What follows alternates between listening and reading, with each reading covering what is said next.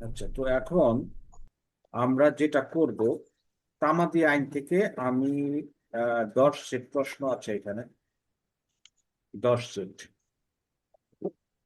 10 set প্রশ্ন আপনি হচ্ছে ডেইলি 1 সেট করে পড়বেন।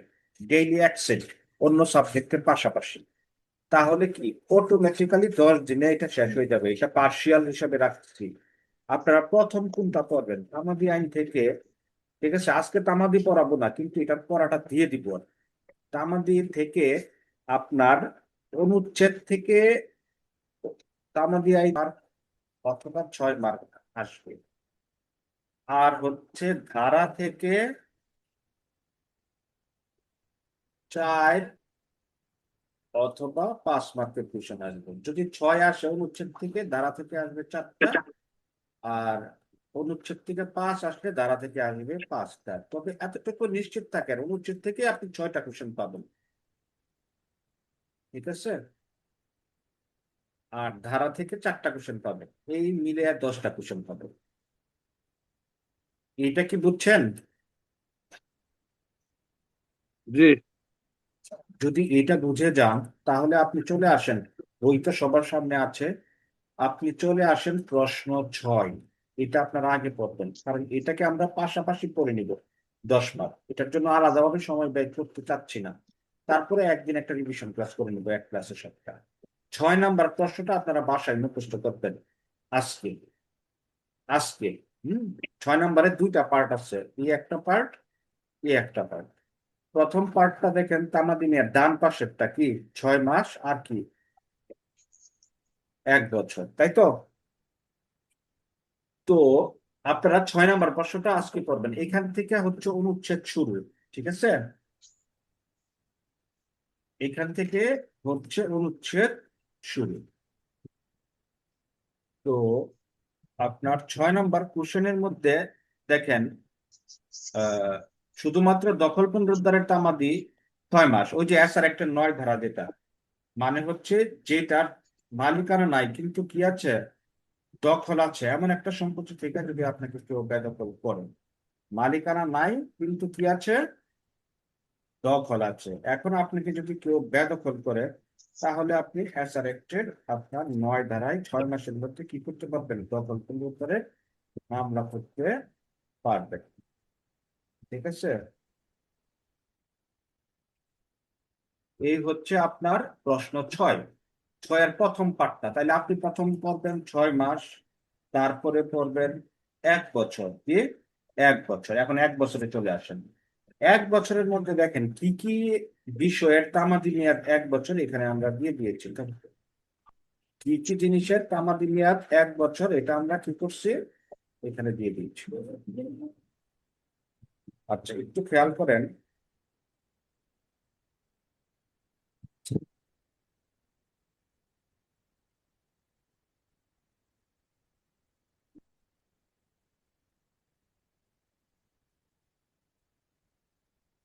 আচ্ছা, একটু খেয়াল করেন যে অগ্রক্রয়ের মামলার তামাদি, এটা মুখস্থ করবেন। অগ্রক্রয় প্রিয়াম্পশন যেটা, বিক্রয় রদ, সুনির্দিষ্ট চুক্তি বলবৎ। ঠিক আছে, এসআর অ্যাক্টের 12 ধারা। চুক্তি প্রত্যাহার, এসআর অ্যাক্টের 35 ধারাতে এটা আছে। তারপর মিথ্যা বা অন্যায় কারাদণ্ড ভোগের জন্য ক্ষতিপূরণ আদায়ের মামলা। আর কুৎসা বা মানহানির জন্য ক্ষতিপূরণের মামলা, কুৎসা। ঠিক আছে, এই সবগুলোর তামাদি মেয়াদ কয় বছর? 1 বছর। আপনি এই যে প্রশ্ন 6, এখান থেকে আপনি আপনি 1 মার্কের প্রশ্ন পাবেন। এই দুই, এই 6 নাম্বার প্রশ্নটা যদি আপনি পড়েন, তাহলে আপনি 1 মাত্র প্রশ্ন পাবেন। তাহলে এখান থেকে এমসিকিউ আসতে পারে। ধরেন যে যদি এমসিকিউ আকারে সাজাই, তাহলে এখান থেকে ধরেন যে 10-12টা এমসিকিউ হবে। এই 10-12টা থেকে আপনি 1 মার্ক পাবেন। তার মানে এই সেট, প্রশ্ন সেট 6 থেকে আপনি 1 মার্ক পাবেন। তাহলে আপনি আজকে রাতে 1 মার্ক ঠিক করেন, 10 দিনে আপনি একদম তামাদি 10-এর মধ্যে 10ই পাবেন। জাস্ট এটা মুখস্থ রাখবেন। তাহলে এই এসআর একটা 9 দ্বারা যেটা দখল আছে, বেদখল করছে, মালিকানা নাই কিন্তু এখানে, শুধু দখল থেকে বেদখল। ঠিক আছে, আপনার যে সম্পত্তিতে মালিকানা নাই সেটা নয়। আর 9-এর সাথে আপনার যায় হচ্ছে কোনটা, 6 মাস। এটা আমরা পড়ে ফেললাম, 1 নাম্বার। আর 2 নাম্বার এটা। তাহলে এটা আমাদের এত বোঝাবুঝির কিছু নাই, আপনারা এটা মুখস্থ করবেন। এটা পারবেন না, এটা হোমওয়ার্ক দিয়ে রাখলাম। আমি যেভাবে বলতেছি এভাবে পড়েন, দেখবেন যে আপনি হেসে খেলে পারবেন এটা। তাইলে বুঝছেন? 6 নাম্বার প্রশ্ন লিখে রাখেন খাতায়। আপনি একটা প্রতিদিনের একটা পড়ার একটা লিস্ট বানাবেন, সকালে ঘুম থেকে উঠে একটা লিস্ট বানাবেন, টু ডু লিস্ট বলবো, আজকে আমি কি করবো। তাহলে আজকের পড়ার মধ্যে আমরা কি তামাদির এটা করবো, তারপরে আগামী দিন কি করবো এটাও পড়া দিয়ে দিন, একসাথে 2 দিনের পড়া দিয়ে দিন। তারপরের দিন আপনি হচ্ছে প্রশ্ন 7 করবেন। কি করবেন? প্রশ্ন 7। প্রশ্ন 7-এ কি আছে? তামাদি মেয়াদ কত বছর? 3 বছর। প্রশ্ন 7-এর তামাদি মেয়াদ কত বছর? 3 বছর। তাহলে 3 বছরের যা আছে সব একসাথে করে দিচ্ছি, আপনার পড়তে সুবিধা হবে। এখন আপনি অনুচ্ছেদ যদি জানতে চান যে চুক্তি বলবদ্ধের বিষয়টা কত অনুচ্ছেদে বলছি, তাহলে পার্ট 4-এ বিস্তারিত পাবেন। আর অনুচ্ছেদ কততে আছে এটা সাধারণত পরীক্ষায় আসে না। হ্যাঁ, আপনার বিগত সালের পুরো পরীক্ষায় ওভাবে আসে নাই যে এই আহ, আপনার যেমন হচ্ছে আপনার চুক্তি প্রত্যাহারের বিষয়ে কত নাম্বার অনুচ্ছেদে বলছে, এটা আসে না। যদি আপনি অ্যাডভান্স লার্নার হন, পড়তে চান, তাইলে পড়ে নেবেন, আর না হইলে শুধু তামাদি মেয়াদটা পড়লেই যথেষ্ট, শুধু এটা। আচ্ছা, তারপরেরটা দেখেন, আপনার কোনো রাস্তায় বা জলপ্রবাহের পথে আপনার বাধা, এটা সৃষ্টির আর কি, সৃষ্টির জন্য ক্ষতিপূরণের মামলা। স্থাবর সম্পত্তিতে অনধিকার প্রবেশের ক্ষতিপূরণের মামলা, অর্থ আদায়ের মামলা। মানে আপনি কারো কাছে অর্থ পান, অর্থ দিচ্ছে না, আপনাকে 3 বছরের মধ্যে মামলাটা করতে হবে, তামাদি মেয়াদ। দলিল বাতিল ও বা রদের মামলা, রেজিস্ট্রিকৃত কোনো দলিল জাল বলে ঘোষণার জন্য মামলা, প্রতারণামূলকভাবে যে ডিগ্রি নেওয়া হয়েছে তা রদ করার মামলা, ভুলের কারণে প্রতিকার লাভের মামলা, তাৎক্ষণিক দেনমোহর আর বিলম্বিত দেনমোহরের মামলা। বুঝছেন? দেনমোহর যেটা, সেই দেনমোহরের মামলার তামাদি মেয়াদ কত বছর বলেন? 3 বছর 3 স্যার। বছর। আপনি বিগত সালের 2012 থেকে 2012 থেকে আজকে 2025 পর্যন্ত যে প্রশ্ন আসছে, কোনোটাই দেখবেন না এই সেটের বাইরে, খুব কম। সেটা একটা আসতে পারে, স্যার একটা আপনি গত গতবার এমসিকিউ তে আসছিল স্যার দেনমোহরের এটা স্যার। এটা ঘুরে ফিরে এটার ভিতরে আসবে। আর এই তামাদের 10টার মধ্যে 10টাই আসছে আমার আইন বিচরণ এমসিকিউ উইন উইন বইয়ের একটা প্রশ্ন উত্তর পার্ট আছে, একদম 10টার মধ্যে একটা তো তা না, 2টা সাথে থেকে আসবে একসাথে প্রশ্ন উত্তর থেকে। ঠিক আছে, এগুলা 87টা প্রশ্ন ছিল। তো অতএব এই যে সাজেশন দিছি যেটা ওই বই থেকে ছোট ছোট করে, এটা থেকেও আপনি 85টা প্রশ্ন পাবেন। এখন কিভাবে পাবেন? আপনি পড়লেই পাবেন। তাইলে 2 নাম্বারের প্রশ্ন 2 মার্ক আমরা নিশ্চিত করতে পারবো এই বইটা থেকে। তারপরের দিন যেটা পড়বেন, ঠিক আছে, তারপরের দিন পড়বেন কি 6 বছর। 6 বছরের তামাদি মেয়াদ কোনটা? ওই যে এটা, যে মামলার তামাদি তামাদি আইনে সুনির্দিষ্ট ভাবে বলা নাই, মানে কিছু কিছু বিষয় আছে যেগুলা তামাদি আইনে বলা নাই, ওইটার তামাদি মেয়াদ হচ্ছে 6 বছর। যেমন কি? যেমন হচ্ছে আপনার চিরস্থায়ী নিষেধাজ্ঞার মামলা, এটা কি কোথাও বলা আছে? বলা নাই। তাহলে তামাদি আইনে ওই বিষয়ে কিছুই বলে নাই, তাহলে এটা মেয়াদ হবে 6 বছর। ঠিক আছে, যেমন ঘোষণামূলক মামলা, এটার মেয়াদ হবে 6 বছর। আচ্ছা, আর একটা দেখেন 12 বছর, সত্ত্ব সহ দখল পুনরুদ্ধারের বংশগত পদ দখল, 12 বছর। আর একটা দেখেন বন্দী অস্থাবর সম্পত্তি, 30 বছর। বন্দী স্থাবর সম্পত্তি আপনার এটা হচ্ছে কি 60 বছর। তাহলে এই 3 সেট প্রশ্ন থেকে আপনি 3 মার্ক পেতে পারেন। ঠিক আছে, তাহলে মামলার বিষয়টা আপনারা হচ্ছে 3 দিনে 3টা শেষ করবেন। তারপরে আমরা আপিলে যাব, আপিলে একটু বুঝাইতে হবে। ঠিক আছে, এটা সামনের ক্লাসে আপিল বুঝাই দেবো আপনাদেরকে। ঠিক আছে, আপিলের শুধু এই সিকোয়েন্সটা আপনি খাতায় প্র্যাকটিস করেন, আর কিচ্ছু করা লাগবে না, বাকিটা আমি টেকনিক্যালি মাথায় সেট করে দিব। আপনি শুধু মুখস্থ করবেন 7 দিন। কয়দিন? আমার সাথে একজন বলেন, কয়দিন? 7 দিন। 7 দিন। 7 দিন স্যার। 7 দিন। একজন একজন বলবেন আর বাকিরা শুনবেন। তারপরেরটা কতদিন? 30 দিন। কতদিন? 30 দিন। 30 দিন। তারপরেরটা তারপর 6 মাস। 6 মাস। আচ্ছা আচ্ছা, 6 মাসের আগে 60 দিন দেন, তারপরে 6 মাসে দেন। ঠিক আছে, তারপরে 6 মাসে দেন। তাহলে এটা হচ্ছে আপিল কি 2 ধরনের না? আমি তো বুঝাই দিয়ে দিতেছি আজকে। আপিল কয় ধরনের? ফৌজদারি মামলায় আপিল হয় না? জি জি হয়। কি দেওয়ানি মামলায় আপিল হয় না? জি হয়। মানে আপিল দুইটা ইস্যু, মানে ফৌজদারি মামলায়ও আপিল হয়, দেওয়ানি মামলায়ও আপিল হয়।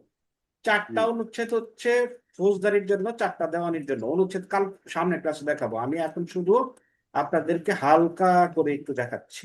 আচ্ছা, তো এখন আপনি এটা ফৌজদারি আপিল, এখন যেটা করতেছি এটা কি আপিল? ফৌজদারি আপিল। ফৌজদারি আপিল, মৃত্যুদণ্ডের বিরুদ্ধে 7 দিন। তাহলে এটার সিকোয়েন্সটা এইভাবে পড়বেন, এইগুলা কিচ্ছু এখন পড়বেন না। আপনি প্রথম ব্রেনে সেট আপ করবেন 7 দিন, তারপরে আস্তে আস্তে বাড়বে 30 দিন, তারপরে কি 60 দিন, তারপরে একটা 6 মাস। এই বুঝছেন সবাই? জি এটা কষ্ট করেন, 7 দিন, 30 দিন, 60 দিন, 6 মাস কি। জি তারপর এইভাবে দাগ দিবেন, দাগ দিয়ে এটা আপনি নিজেই পারবেন। মৃত্যুদণ্ডের বিরুদ্ধে আপিল, মৃত্যুদণ্ড দিয়ে দিছে, এটার বিরুদ্ধে আপিল করতে হবে কত দিনের মধ্যে? 7 সাত দিনের দিনের মধ্যে। মধ্যে। 7 দিনের মধ্যে, ঠিক আছে। আচ্ছা, আর হচ্ছে আপনার ম্যাজিস্ট্রেট আদালত থেকে দায়রা আদালতে কতদিন? 30 দিন। 30 দিন, ঠিক আছে। এটা হচ্ছে ফৌজদারিতে। আর যদি ফৌজদারি বাদ দিয়ে দেওয়ানিতে যান, সেটাও সহকারী, সহকারী জজ তো না এখন, সিভিল জজ আর কি, সিনিয়র সিভিল জজ, যুগ্ম জেলা জজ থেকে জেলা জজে কতদিন? 30 দিন। ওটাও 30 দুইটা দিন। একসাথে মিলিয়ে দিয়ে দিছি, বুঝছেন কিনা। এখান থেকে গত বছর কিন্তু প্রশ্ন আসছে। আর এমনও হইতে পারে শুধু এই লাইন থেকেই আপনার 2 মার্কের প্রশ্ন আপনি পেয়ে যেতে পারেন। এই যে একটা লাইন লিখছি না, এই লাইন থেকে, এই যে লাইন, এটা থেকে এমনও হইতে পারে 2 মার্ক চলে আসবে, কারণ এখানে দুইটা মিলাইয়া লিখছি কিন্তু। বুঝাইতে জি পারছি? জি ফৌজদারি দেওয়ানি দুইটা মিলাইয়া। তাহলে দেওয়ানি আদালত তো জানি সহকারী, সিনিয়র সহকারী, যুগ্ম, এদের রায়ের বিরুদ্ধে সহকারী তো নাই, সিভিল জজ, সিনিয়র সিভিল জজ, বুঝছেন। এই জি সংশোধনীতে কিন্তু এটা চেঞ্জ হয়ে গেছে। আচ্ছা, এইটার আপিলটা যায় জেলা জজে কত দিনের মধ্যে? 30 দিনের 30 মধ্যে। দিনের মধ্যে। হচ্ছে ম্যাজিস্ট্রেট আদালত থেকে আপনার আপিল করতে হয় দায়রাতে কত দিনের মধ্যে? 30 দিনের মধ্যে। 30 দিন। এর মধ্যে। ওকে, এগুলো আমরা অনেক ডিটেলসে জানবো, এখন আমি জাস্ট হালকা করে দেখাচ্ছি। তারপরে দেখেন দায়রা থেকে হাইকোর্ট কত দিন? দায়রা থেকে দায়রা দায়রা থেকে হাইকোর্ট হাইকোর্ট 60 দিন। 60 দিন। দিন। আচ্ছা, আর খালাসের বিরুদ্ধে আপিল করতে হয় 6 6 মাস। মাসের 6 মধ্যে। মাস। করে থাকে, এগুলো ডিটেলসে জানবো ফৌজদারিতে। আমরা এখন শুধু বেসিকটা আপনার পড়ার জন্য বলে দিচ্ছি। এই 9 নাম্বার প্রশ্ন থেকে আপনি 2 মার্ক পাইতে পারেন। দেখেন, মাত্র 2 পাতা থেকে আপনি সব চলে আসবেন। আর দেওয়ানিটা আলাদা করছে 90 দিন, ঠিক আছে। জেলা জজ থেকে হাইকোর্ট দেওয়ানি কতদিন? 90 দিন। 90 দিন। দেওয়ানির 30 দিন তো এটার সাথেই আছে, ফৌজদারি দেওয়ানি একসাথে আছে না 30 দিন। জি আর 90 দিনটা শুধু কি জেলা জজ থেকে হাইকোর্ট, কোথায়? 90 দিন। তাহলে এখন দেখেন আপনার সিস্টেমটা কি, পড়ার পড়ার সিস্টেমটা হচ্ছে আপনি খাতার মধ্যে লিখবেন 7 দিন। আচ্ছা দাঁড়ান, তো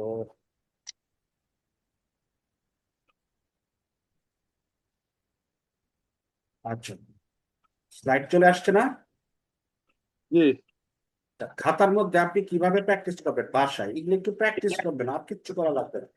আপনি প্র্যাকটিস করবেন এইভাবে: 7 দিন, 30 দিন, 60 দিন, 90 দিন, আর কি 6 মাস। আপিল শেষ, আপিল শেষ। আপিল শেষ হলো না? জি তারপর আপনি নিজের ব্রেনের জিজ্ঞেস করবেন, এই এখন ব্রেন তুমি বলো 7 দিন কি। ঠিক আছে, ব্রেন তখন অ্যান্সার দিবে। ব্রেন তখন কি করবে? অ্যান্সার দিবে। 7 দিন কিসের বিরুদ্ধে? মৃত্যুদণ্ডের বিরুদ্ধে। মৃত্যুদণ্ড। হ্যাঁ, 30 দিন আপনার ম্যাজিস্ট্রেট থেকে দায়রা। আর হচ্ছে দেওয়ানি হইলে সিভিল জজ, সিনিয়র সিভিল জজ, যুগ্ম জেলা জজ থেকে জেলা জজে 30 দিন। আর 60 দিন কি এটা ফৌজদারি আপিল, দায়রা থেকে হাইকোর্ট। 90 দিন কি দেওয়ানি আপিল, জেলা জজ থেকে হাইকোর্ট। দেওয়ানিতে কিন্তু জেলা জজ বলে, আর ফৌজদারিতে কি দায়রা জজ বলে।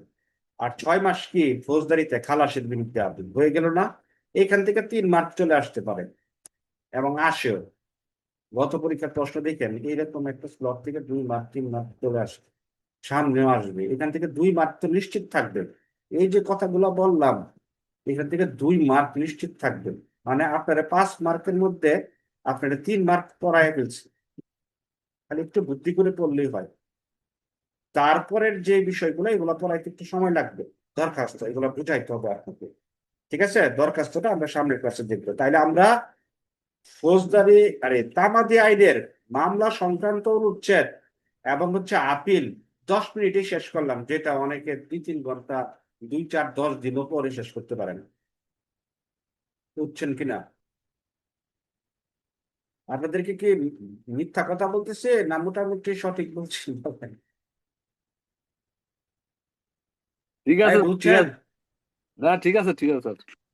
তাইলে এটা ভালো করে পড়বেন, তাহলে এটা হোমওয়ার্ক রয়ে গেল।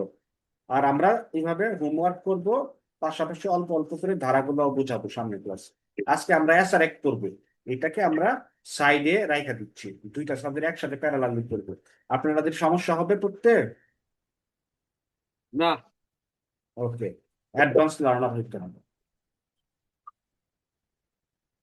তারপরে এগুলো করবেন বাসায়, সব করা হয়ে গেলে এগুলো প্র্যাকটিস করবেন। বুলেট পয়েন্ট 2 পার্ট 2, তারপরে পার্ট 3টা দেখবেন এখানে কি বেসিক আন্ডারস্ট্যান্ডিং দিচ্ছি, তারপরে পার্ট 4 করবেন। আচ্ছা, এখন আমরা এসআর একটা চলে যাব। আর যারা অনুচ্ছেদের কোন অনুচ্ছেদে আছে ওই বিষয়গুলো এই যে এখান থেকে করে নেবেন, বুঝছেন? ওই বিষয়গুলো কিন্তু এখানে বিস্তারিত দেওয়া আছে, দেখতে পাচ্ছেন? জি, 7 দিন, 30 দিন, 60 দিন, 90 দিন, 6 মাস যেভাবে দিচ্ছি, হ্যাঁ, একদম জি, সুন্দর করে দিয়ে দিচ্ছি। এগুলো পড়বো। ওই যে পার্ট 4-এ আপিল দায়েরের তামাদি মেয়াদ 7 দিন, 30 দিন, একটু আগে যে স্লট দিচ্ছি, ওকে। এবং এই পাশে অনুচ্ছেদ দেওয়া আছে। যারা অনুচ্ছেদ মনে রাখতে পারবেন না তাদের এই অনুচ্ছেদ মনে রাখার দরকার নাই, এই যেগুলো শুধু তামাদি মেয়াদ মনে রাখেন আর বিষয়বস্তু মনে রাখেন। আর যারা একটু বেশি পড়তে চান তারা এগুলো পারলে পড়েন, অনেকে আছে এগুলো পড়ে মনে রাখতে পারে না, দরকার নেই। ক্লিয়ার? 2 ভাবে বলে দিচ্ছি, যারা সময় আছে তারা কিভাবে পড়বেন, যাদের সময় নাই তারা কিভাবে পড়বেন।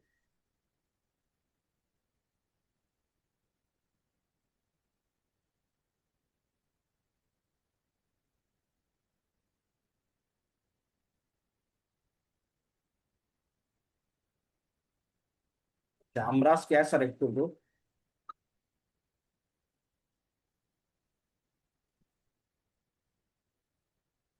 সুনির্দিষ্ট প্রতিকার আইন, প্রথম আমি 2 মিনিট বেসিক আলোচনা করবো যে সুনির্দিষ্ট প্রতিকার আইন জিনিসটা কি। এটা খুবই মজার সাবজেক্ট, না বুঝলে কঠিন, বুঝলে খুব সহজ, পানির মতো। আর না বুঝলে জটিলতার শেষ নেই। ঠিক আছে, এটা খুব সহজেই শেষ করা যায়। 3টা ক্লাসে আমরা সুনির্দিষ্ট প্রতিকার আইন তামাদি শেষ করবো। আপনারা শুধু বাসায় কি করবেন, এখন 10 সেট প্রশ্ন করবো আমরা। কয় সেট? 10 সেট, মাত্র 10টা প্রশ্ন। আপনারা মনে করবেন যে এগুলো একটা প্রশ্ন, এই ধারাগুলো থেকে 1 মার্ক আসবে, এই ধারা থেকে 1 মাস আর আসবে, এইভাবে পাবেন।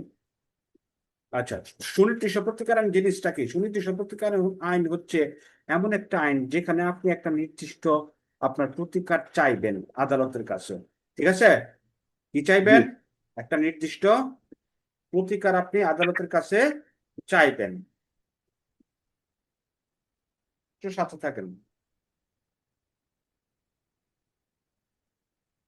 একটা নির্দিষ্ট প্রতিকার আপনি কি করবেন, আদালতের কাছে চাইবেন, চাওয়ার পর আদালত কি করবে, ওই প্রতিকারটা আপনাকে দিবে। এটাই হচ্ছে সুনির্দিষ্ট প্রতিকার। বুঝাইতে পারছি?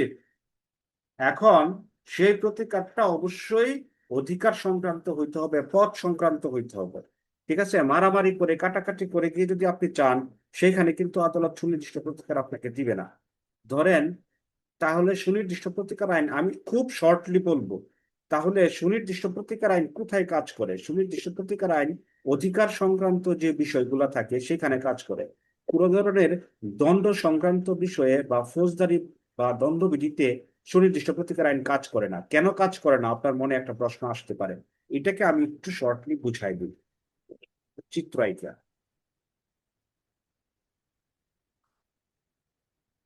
মনে করেন যে এইটা একটা লোক, লাল মিয়া, কালো মিয়া। কালো মিয়া কি করছে, আপনার ধরেন এই সরি কালো মিয়া কি করছে আপনার, একটু সাথে থাকেন, আমি কলমটা নিয়ে আসতেছি।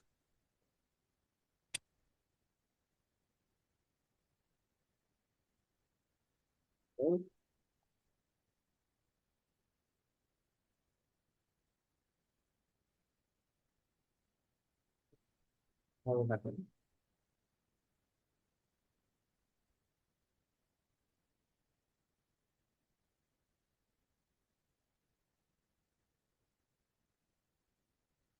এই হচ্ছে লাল মিয়া।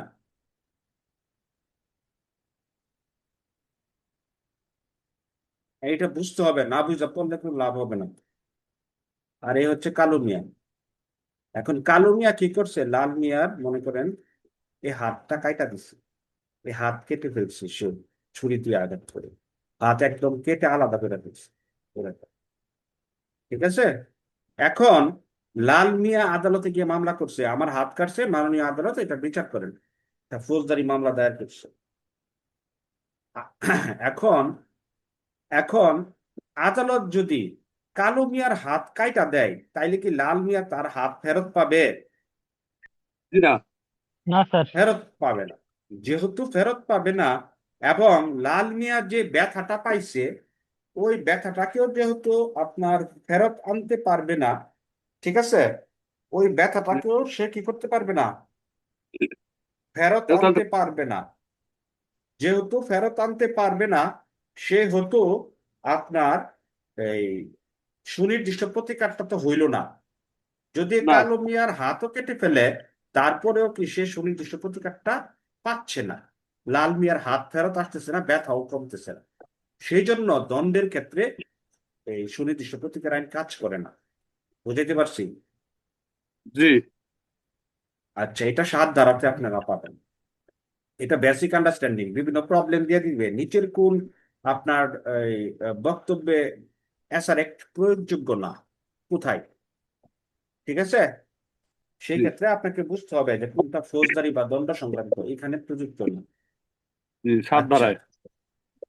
তো এখন একটা জমি বিক্রির চুক্তি হয়েছে, হ্যাঁ, বা একটা ঘর।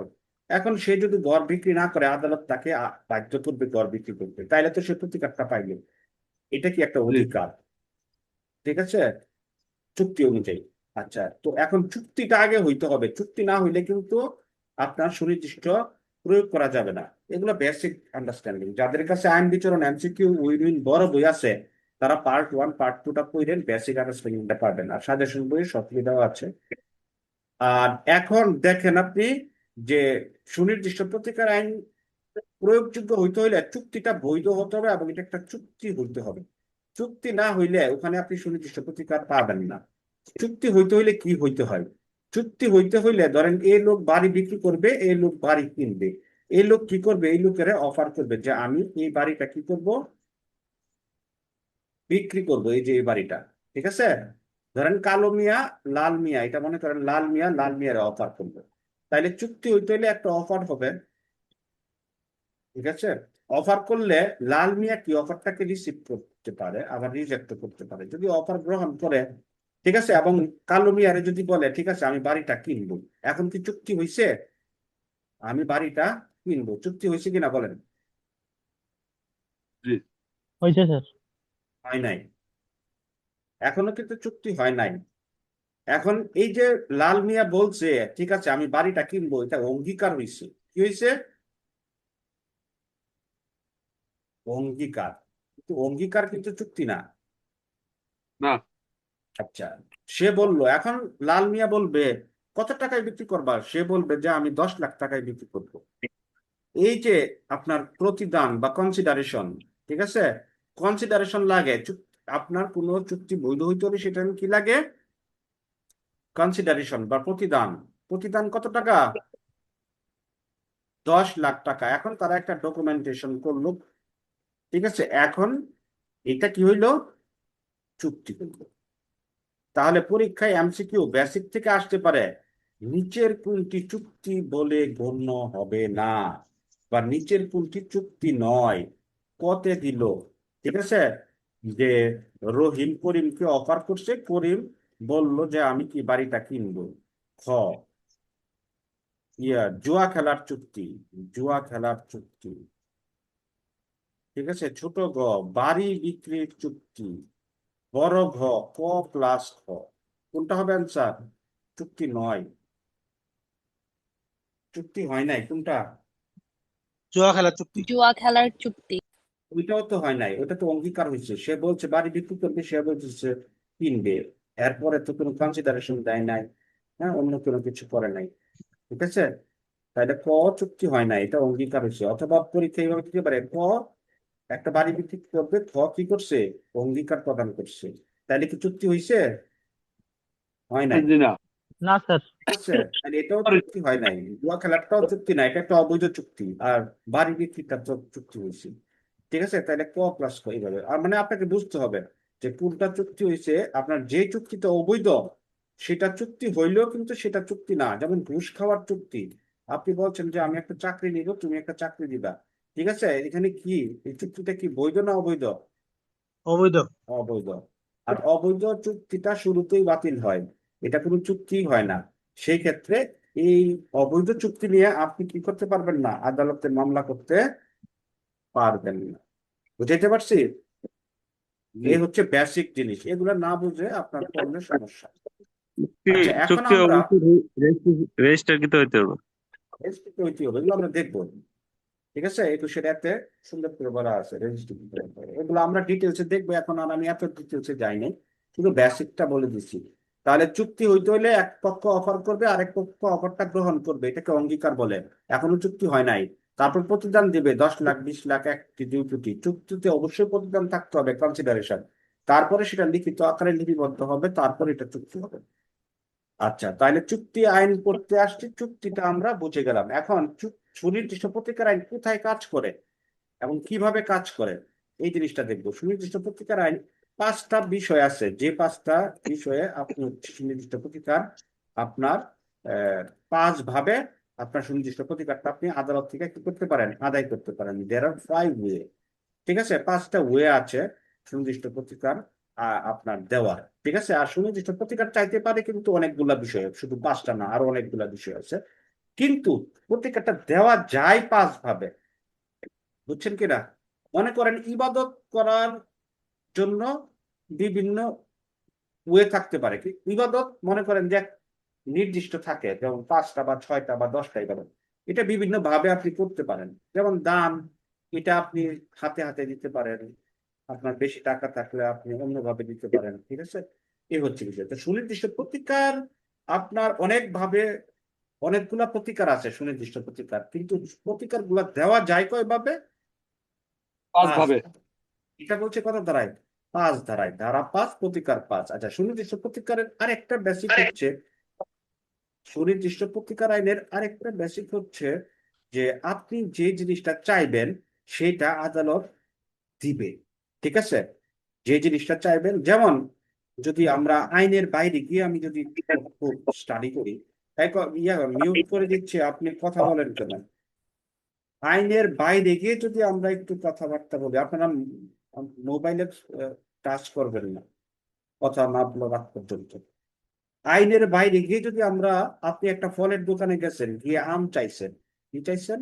আম, এটা একটা ফল, বিভিন্ন ফল আছে। এখন ওই লোক আম না দিয়ে আপনার দিয়ে দিল হচ্ছে ধরেন মালটা, আপনি প্রতিকার পাইছেন কি?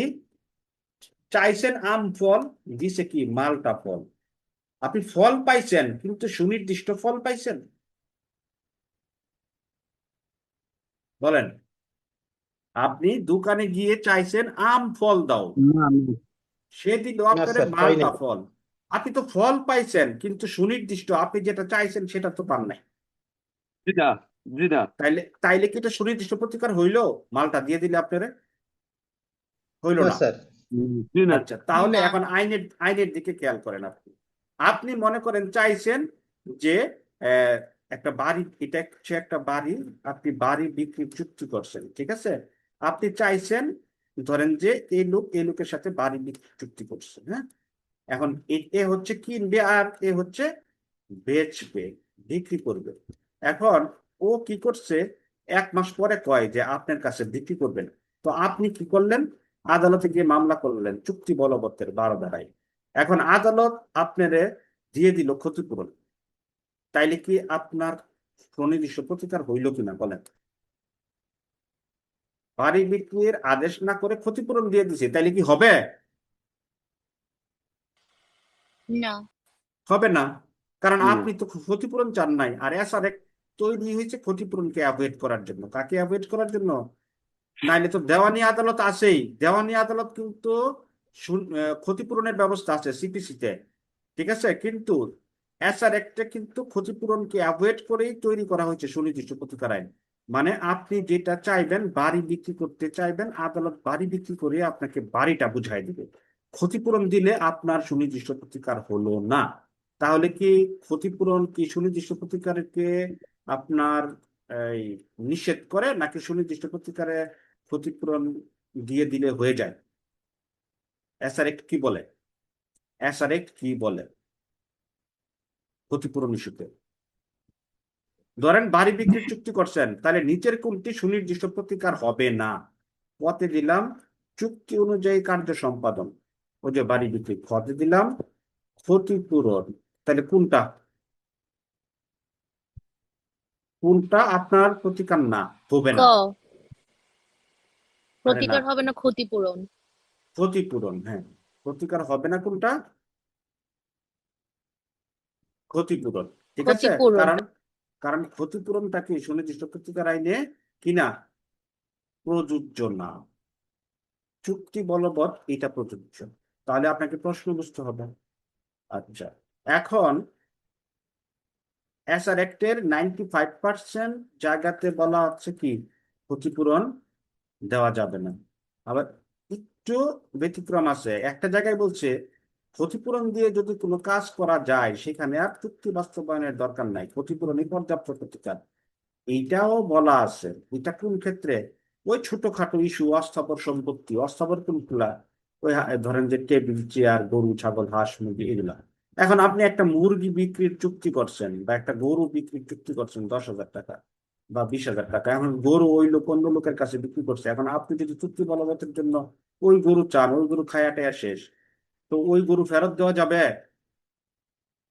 ওই গরু তো খায়া ফেলছে, তখন আদালত কি চুক্তি বাস্তবায়ন করতে বলবে না ক্ষতিপূরণ দিতে বলবে এই ক্ষেত্রে? ক্ষতিপূরণ দিতে বলবে। এই ক্ষেত্রে ক্ষতিপূরণটা পর্যাপ্ত প্রতিকার, অতএব বুঝতে হবে। আর ম্যাক্সিমাম স্থাবর সম্পত্তি অন্যান্য চুক্তিতে কি ক্ষতিপূরণ পর্যাপ্ত প্রতিকার না। ক্ষতিপূরণ চুক্তি আইনে, এই এসআর এক সুনির্দিষ্ট প্রতিকার আইনে ক্ষতিপূরণটাকে সরাসরি নিষেধ করে দিচ্ছে। জাস্ট হচ্ছে এই জায়গাটাতে আপনি ক্ষতিপূরণ, এটা কত 21-এর বলা আছে, যেই ক্ষেত্রে আপনার চুক্তি দিয়ে কার্য সম্পাদনের দরকার নাই, ক্ষতিপূরণই পর্যাপ্ত প্রতিকার হতে পারে। এগুলো হচ্ছে বেসিক জিনিস, আরো আছে ডিটেলসে, এত কিছু আমি আপাতত বলবো না। আপাতত পরীক্ষার জন্য যতটুকু দরকার ততটুকুই বলছি, হ্যাঁ। বাকিগুলো আমরা পরে দেখবো, এখন আমরা পড়ায় চলে আসি। তাহলে পড়ার আগে কি এই বেসিকটা ক্লিয়ার করার দরকার আছে কি নাই, না শুধু দাঁড়ায় চলে যাওয়াটা দরকার ছিল? আছে স্যার। বলেন আপনি। জি জি আছে। কারণ আপনি যদি জিনিসটাই না বুঝেন, এসআর কি বলছে, এসআর কোথায় কাজ করে, কিভাবে কাজ করে, কেন এসআর তৈরি হইলো, দেওয়ানি তো আছে, সিপিসি আছে, সিপিসির সাথে আবার এসআর একটা কেন দিল, কেন দিল? কারণ সিপিসি তে ক্ষতিপূরণই পর্যাপ্ত প্রতিকার, ওখানে চুক্তি বাস্তবায়নের কোনো ইস্যু আলাদাভাবে বলে নাই, এসআর বলছে। তাহলে এসআর এর বিষয়গুলো দেওয়ানি কার্যবিধিতে প্রযোজ্য, ফৌজদারিতে না। এই জন্য দেওয়ানির সাথে এসআর একটা কি লিঙ্ক আপ আছে। দেওয়ানিতে দেখবেন যে 19 ধারা 20 ধারাতে ক্ষতিপূরণ ইস্যু বলছে, অস্থাবর সম্পত্তি বা অন্যান্য ইস্যু। মনে পড়ছে? দেওয়ানিতে 19-20 ধারাতে দেখবেন ক্ষতিপূরণ সংক্রান্ত ইস্যু আছে, কিন্তু এসআর বলছে না, ক্ষতিপূরণ না, চুক্তি। কারণ আপনি কি, আপনি মনে করেন যে 10 লাখ টাকা দিয়ে যে বাড়িটা কিনবেন রেডি হয়েছেন, আপনি মনে করেন যে আপনার গরু ছাগল হাঁস মুরগি অন্য একটা সম্পত্তি বিক্রি করে 10 লাখ রেডি করে ফেলছেন, এখন ওই লোককে আমি বেচবো না, তাইলে আপনি ক্ষতিগ্রস্ত হবেন না? এই বুঝছেন? জি স্যার। আপনি 10 লাখ টাকা রেডি করছেন কিভাবে? আপনার মনে করেন 2-4টা গরু ছিল, আপনি বিক্রি করে দিচ্ছেন, আপনি আরেকটা জায়গা বিক্রি করে 10 লাখ টাকা রেডি করছেন কেন? এই জায়গাটা কেনার জন্য। এখানে আপনি একটা হসপিটাল বা আপনি অন্যান্য কিছু বানাবেন, রাস্তার সাথে জায়গা। হ্যাঁ, এখন এই লোক যদি বলে যে জায়গা বেচবো না, আপনার মন মেজাজ কেমন হবে? যদি বলে যে আমি 1 লাখ টাকা ক্ষতিপূরণ দিয়ে দিচ্ছি, আপনি ভাই, তাহলে আপনি যে 10 লাখ টাকা বিক্রি করে রেডি করলেন, আপনার অপূরণীয় ক্ষতি হবে না? কেমন ক্ষতি হবে? জি, আমার ক্ষতি হবে, অপূরণীয়। আর্থিক ক্ষতি হবে।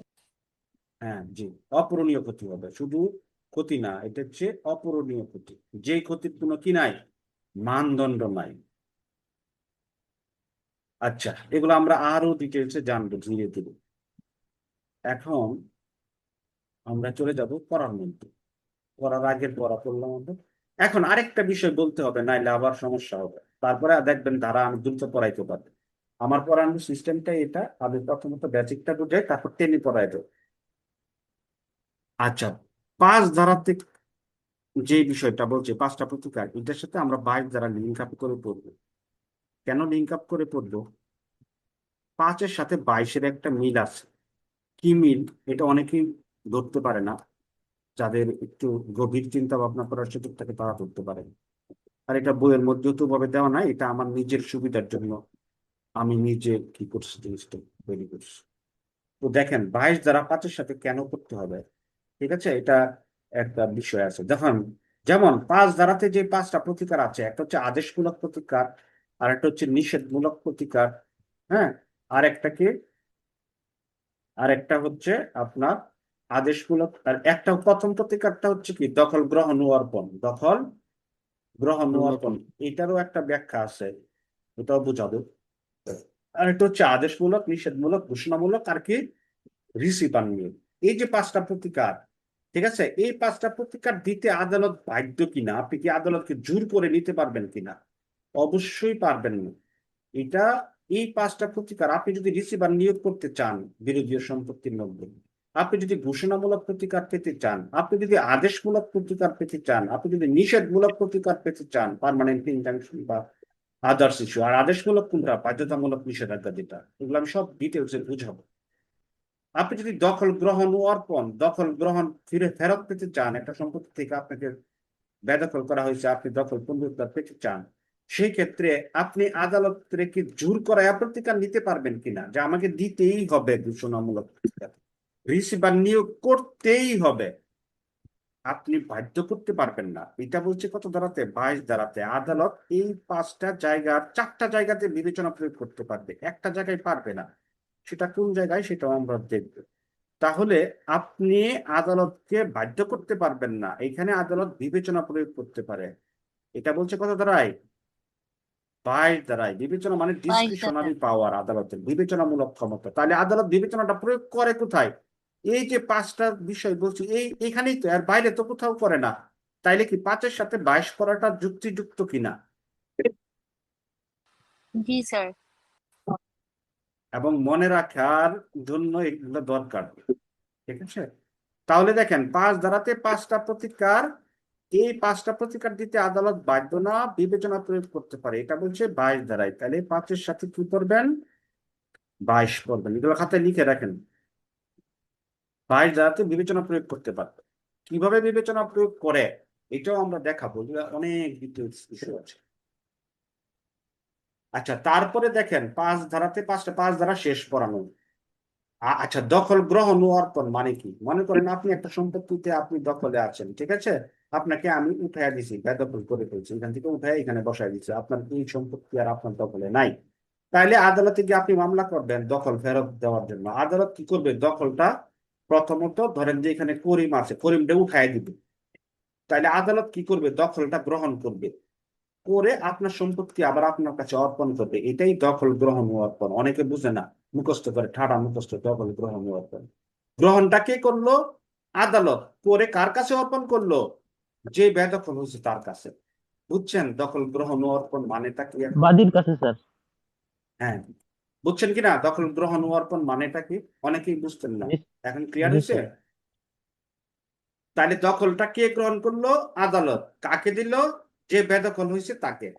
এটাই এক কথায় দখল গ্রহণ ও অর্পণ করে। আচ্ছা, আদেশমূলক প্রতিকার কি? ধরেন যে আপনি একটা বাড়ি বিক্রির চুক্তি করছেন, আদালত আপনি বাড়িটা বিক্রি করছেন না, আদালত কি করবে, আপনাকে বিক্রির জন্য কি করবে, বলবে যে তুমি বাড়িটা বিক্রি করো চুক্তি অনুযায়ী। এটা হচ্ছে আদেশমূলক প্রতিকার। আদালত কি করলো আপনারে, দেশমূলক প্রতিকার দিল। আদেশ করলো। তারপরে আপনি অন্যের জায়গায় একটা বাড়ি তৈরি করে ফেলছেন 1 হাত জায়গা নিয়ে, ঠিক আছে, তাইলে আপনি এই 1 হাত জায়গা নিয়ে বাড়ি করছেন, এটা ভাঙতে আপনি বাধ্য, ঠিক আছে। এটা হচ্ছে কি বাধ্যতামূলক নিষেধাজ্ঞা বা আদেশমূলক নিষেধাজ্ঞা। আদেশমূলক নিষেধাজ্ঞার অপর নাম কি, বাধ্যতামূলক নিষেধাজ্ঞা, ঠিক আছে। তো এটা আপনার বলা আছে কত ধারায়, 55 ধারায়। আর চুক্তি বলবতের বিষয়টা বলা আছে 12 ধারায়। এগুলো আমরা ডিটেলসে জানবো। তাহলে আদেশমূলক প্রতিকারটা বুঝছেন 5 ধারার। জি। আচ্ছা, এখন চলে আসেন নিষেধমূলক। এগুলো বেসিক, এগুলো মুখস্থের কিছু না, বুঝতে হবে। না বুঝলে ঝামেলা, আপনার ব্রেনে থাকবে না, অযথা পরিশ্রম হবে। এর চেয়ে ভালো আপনার না পড়ালেখা করা, বুঝছেন কিনা। অযথা 10 বার 5 বার পরীক্ষা দিয়ে লাভ নাই। এর চেয়ে ভালো পড়া বন্ধ করে ব্যবসা করেন, অথবা চাকরি করেন, অথবা আদার্স কোনো জব থাকলে সেটা করেন। আপনি যদি মনে হয় যে না আমার বোঝার দরকার নাই, আমি মুখস্থ করবো, তাইলে আপনার দরকার নেই পড়ালেখা, অযথা সময় নষ্ট হবে 5-6 বছর। আমার জানা আছে অনেকেই 8-10 বছর ধরে পরীক্ষা দিচ্ছে, অনেকেই আছে, মানে মাঝে মাঝে ফোন দেয়। তো ওরা কি করে, মুখস্থ করে বুঝে না কিছু না। তো এই মুখস্থ করে কি এত কিছু মনে রাখা যায় কিনা এই বয়সে এসে, সম্ভব না। আচ্ছা, নিষেধমূলক প্রতিকার দেখেন, নিষেধমূলক, নিষেধমূলক প্রতিকার 5 ধারার 3 নাম্বার যে প্রতিকারটা, থার্ড, নিষেধমূলক। তো নিষেধমূলক প্রতিকারটা কি, আদালত আপনাকে নিষেধ করবে যে তুমি এই কাজটা করো না। আর ওখানে কি করছিল, আদেশ করছিল যে তুমি বাড়ি অনুযায়ী, চুক্তি অনুযায়ী বাড়ি বিক্রি করো, ঠিক আছে, তুমি দালানটা ভাঙ্গো, এগুলো আদেশ। আর নিষেধ কি, ধরেন যে আপনার একটা সম্পত্তি আছে, এইটা আপনার ঘর, আপনার এই সম্পত্তি থেকে এই যে আপনার কালু মিয়া, এরে কি করলাম, আমি এখান থেকে উঠাই দেওয়ার জন্য হুমকি দুমকি দিলাম, এখান থেকে টানাটানি করলাম, হুমকি দুমকি ওরে প্রেশার ক্রিয়েট করলাম চতুর্দিক থেকে, 10-12 জন লোক দিয়ে ওরে কি করলাম, হুমকি দামকে দিলাম। ও কি করলো, এই বেচারা কি করবে তাইলে, এখন চতুর্দিক থেকে প্রেশার দিল, বেদখলের চেষ্টা করলো। ও কি করবে বলেন, ওরে একটা সম্পত্তি থেকে বেদখলের চেষ্টা করতেছে, ও কি করবে, কালু মিয়া কি করবে, স্যার একটা কত ধরনের মামলা করবে, সম্পত্তির মালিক সে, সম্পত্তির দখল তার, আমরা কি করছি, তাকে বেদখল করার চেষ্টা করছি। হ্যাঁ, 8 ধারায়। 54 স্যার, 54 ধরে স্যার। 54 ধারা। হ্যাঁ, বুঝেন নাই, দেখেন 8, 9, 54 একসাথে পড়তে হবে। এগুলা আমার নিজস্ব সূত্র, থিওরি আছে, বইয়ের মধ্যে দেওয়া আছে, সাজেশন মালিকানা। বইয়ে না, ওই বইয়ে। 8, 9, 54 একসাথে পড়লে বুঝবেন, এগুলো অনেকে বুঝে না, বুঝছেন কিনা। অনেক উকিলদের কাছে যাবেন, বুঝেন, অনেক টিচাররাও আপনাকে সঠিক নির্দেশনা দিয়ে বুঝাইতে পারে না। এগুলা ঝামেলা, আসলে সত্যি হয় ঝামেলা। ওরা শুধু দ্বারা পড়াবে, 1 দ্বারা 2 দ্বারা 3 দ্বারা, কিন্তু সম্পর্ক বোঝানো জটিল। অনেক অনেক অনেক হবে না। 54 ধারা কেন হবে দেখেন, কে জানি 8 ধারা বলছেন, এটা ভুল অ্যান্সার। বেদখল করে ফেলা আর বেদখল করার চেষ্টা করা কি এক জিনিস কিনা সেটা আমাকে বলেন, এখন ক্লিয়ার করে দিচ্ছি আমি। বেদখল এক করার জিনিস না চেষ্টা স্যার, করা আর এক জিনিস বেদখল না স্যার। করে ফেলা, বেদখল করার চেষ্টা করা মানে কি, ধরেন আপনি রাস্তা দিয়ে হাইটে যাচ্ছেন, আপনার এখান থেকে বই, এই বইটা নিয়ে যাচ্ছেন, এই যে আইন বিচরণ, এই শর্ট সাজেশন বইটা নিয়ে যাচ্ছেন, এখন কেউ টানাটানি করলো, নিতে পারলো না, আপনার কাছে রয়ে গেল, তাহলে কি বইটা কি আপনি আপনার বাবার গিয়ে বলবেন যে আমার কাছ থেকে এই মুখে বই নিয়ে গেছে, নাকি নেওয়ার চেষ্টা করছে বলবেন? চেষ্টা করছে। চেষ্টা করা আর নিয়ে যাওয়া কি এক জিনিস? জি না। এখন দেখেন, যদি আপনাকে বেদখল করার চেষ্টা করে, তাহলে আপনার, সে যাতে আপনার বেদখল করতে আর না আসতে পারে এই সম্পত্তিতে, আপনি চিরস্থায়ী নিষেধাজ্ঞা মামলা করবেন, তুমি যেন আমার এই সম্পত্তিতে আর প্রবেশ করতে না পারো, একদম পথ বন্ধ করে দেওয়া। আপনারা দেখেন না, আদালতে বলে যে ইনজাংশনের মামলা হয়েছে, কিসের মামলা হয়েছে, ইনজাংশনের মামলা হচ্ছে, নিষেধাজ্ঞা দিয়েছে, ইনজাংশন ইনজাংশন ইনজাংশন কেন হয়েছে, এই যে এই ইস্যুগুলোতে। আচ্ছা, তারপরে তারপরে আরেকটা ইস্যু হচ্ছে, আপনাকে বেদখল করে ফেললাম আপনার মালিকানাধীন সম্পত্তি থেকে, এই যে আপনার এইখানে বসাই দিলাম, এই যে এইখানে, তাইলে কি আপনি এই সম্পত্তি থেকে বেদখল হয়ে গেছেন, তাহলে আপনি কত ধারায় মামলা করবেন, 8 ধারায়। অথবা যদি দখল না, মালিকানা না থাকে, তাহলে 9 ধারায়। আর 8-এর সাথে অবশ্যই 42 লাগাইতে হবে। আপনাকে জি ঘোষণাও চাইতে হবে, মালিকানাও ফেরত চাইতে হবে, আবার কি চাইতে হবে, ঘোষণাও চাইতে হবে যে আমার নামের এটা সম্পত্তিটা ঘোষণা দেন। নয় দ্বারাই কখনো ঘোষণামূলক মামলা হয় না, কারণ নয় না দ্বারাতে তো সম্পত্তির মালিক না, যে লোকের সম্পত্তি বেদখল করা হয়েছে সে তো এই হুম, সম্পত্তির মালিক না, এই জন্য নয়ের সাথে 42 যায় না। এখন পরীক্ষায় আসতে পারে নিচের কোন বক্তব্যটি সঠিক।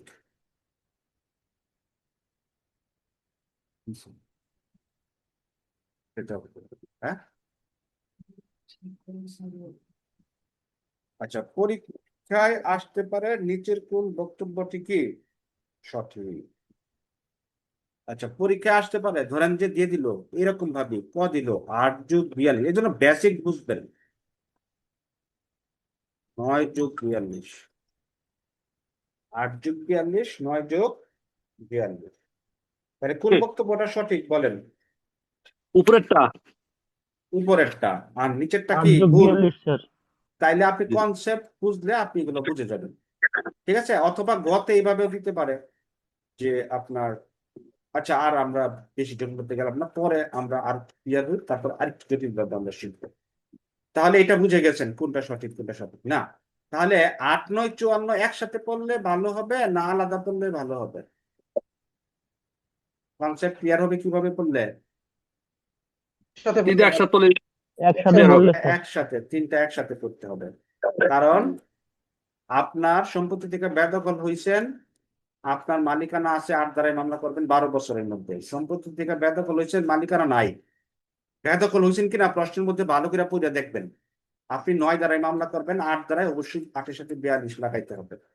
আর 54 ধারায় চিরস্থায়ী নিষেধাজ্ঞার মামলা, আপনার সম্পত্তি থেকে যদি কোনো হুমকি আসে, তার মানে এক কথায় লিখে রাখেন 54 ধারার বেসিকটা কি সত্যের উপর হুমকি, কিসের উপর, কিসের উপর, সত্যের উপর। সত্য সত্যের উপর মানে কি, হুমকি। সত্য মানে কি, মালিকানা, কিসের লিখে উপর, রাখো। মালিকানার উপর তুমি, ঠিক আছে, হুমকি জানতে। এখন পরীক্ষায় বিভিন্ন সেন্টেন্স দিয়ে প্রশ্ন হইতে পারে, রহিম করিম জব্বার 10 জন লোক গিয়া করিমকে বেদখল করার চেষ্টা করে, অথবা করিমকে হুমকি দেয় সম্পত্তি ছেড়ে দেওয়ার জন্য, আপনার প্রতিকার কি অ্যাসার একটের। আপনার লিখিততে 5 মার্কের প্রশ্ন চলে আসতে পারে শুধু এতটুকু দিয়ে, আসছেও, গতবারও আসছে একটা প্রশ্ন, এরকম না, সেটা অন্য একটা প্রশ্ন, জাস্ট 1 লাইন 2 লাইনে 5 মার্ক আপনি পেয়ে যান, এমসিকিউতে 1 মার্ক, এটাই আসবে 1 মার্ক। অতএব বেসিক যদি আপনি বুঝেন, কোনো সুযোগ নাই আপনাকে এই এই বার কাউন্সিল ফেল করা হবে, কোনো সুযোগ নেই, কারণ আপনি লিখে দিয়ে আসতে পারবেন। আমি মুখস্থ করলে পদে পদে সুযোগ থাকে, কারণ আপনি তো বুঝেন না কিছু, আপনি তো মুখস্থ করে গেছেন। মুখস্থ করে গেলে তো উল্টাপাল্টা প্রশ্ন করলে আপনি বুঝবেন না, কারণ একটা বাড়িতে যাওয়ার জন্য 10টা রাস্তা থাকতে পারে, এই রাস্তা, হ্যাঁ আপনি চিন্তা করেন আপনার বাড়িতে যাওয়ার জন্য কি একটা রাস্তা থাকে না 4-5টা রাস্তা থাকে, এই বাড়ি এটা বাড়ি এই দিক, এভাবে রাস্তা থাকে। আপনি যদি রাস্তা না চিনেন, আপনি সবসময় এই রাস্তা চিনাইছি আর বাকি রাস্তা আপনি চিনেন না অথচ যাওয়া যায়, বাকি রাস্তা আপনি চিনেন না অথচ যাওয়া যায়, তো এই রাস্তা বন্ধ হয়ে গেলে আপনি কি বাড়িতে যাইতে পারবেন। জি না না তাহলে স্যার। আপনার সবগুলা রাস্তা চিনবেন কিভাবে, যদি আপনি সবগুলা জিনিস জানেন। বেসিক সব জানতে হবে না, বেসিকটা জানতে হবে।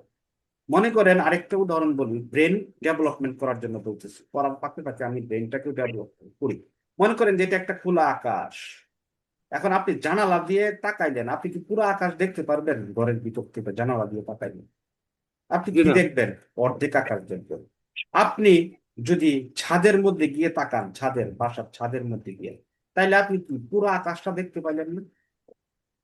জি আমি আপনাকে ছাদে নিয়ে দাঁড় করাই দিচ্ছি, এখন আপনার চোখ থাকলে আপনি পুরো আকাশ দেখবেন।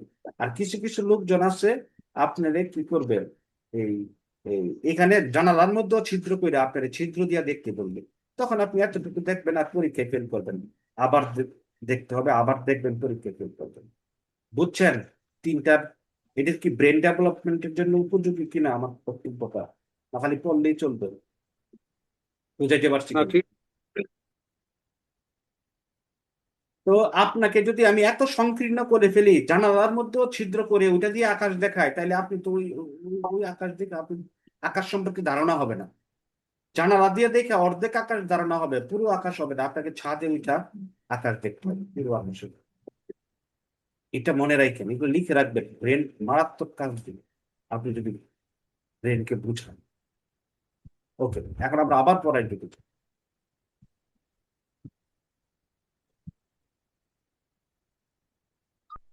আচ্ছা, এরপরে আমরা দেখেন এখন ধারার মধ্যে একটু যাই, তারপরে আবার এখানে আসবো, আবার করে আমরা 4-5টা সেট প্রশ্ন আসবে করার চেষ্টা করবো। আচ্ছা দেখেন, আর একটু খেয়াল করেন, আমরা হচ্ছে ধারায় চলে আসছি। এই যে দেখেন, 4 ধারাতে লেখা আছে না, চুক্তি নয় এমন অঙ্গীকারের ক্ষেত্রে প্রতিকার দিবে না। কেন দিবে না?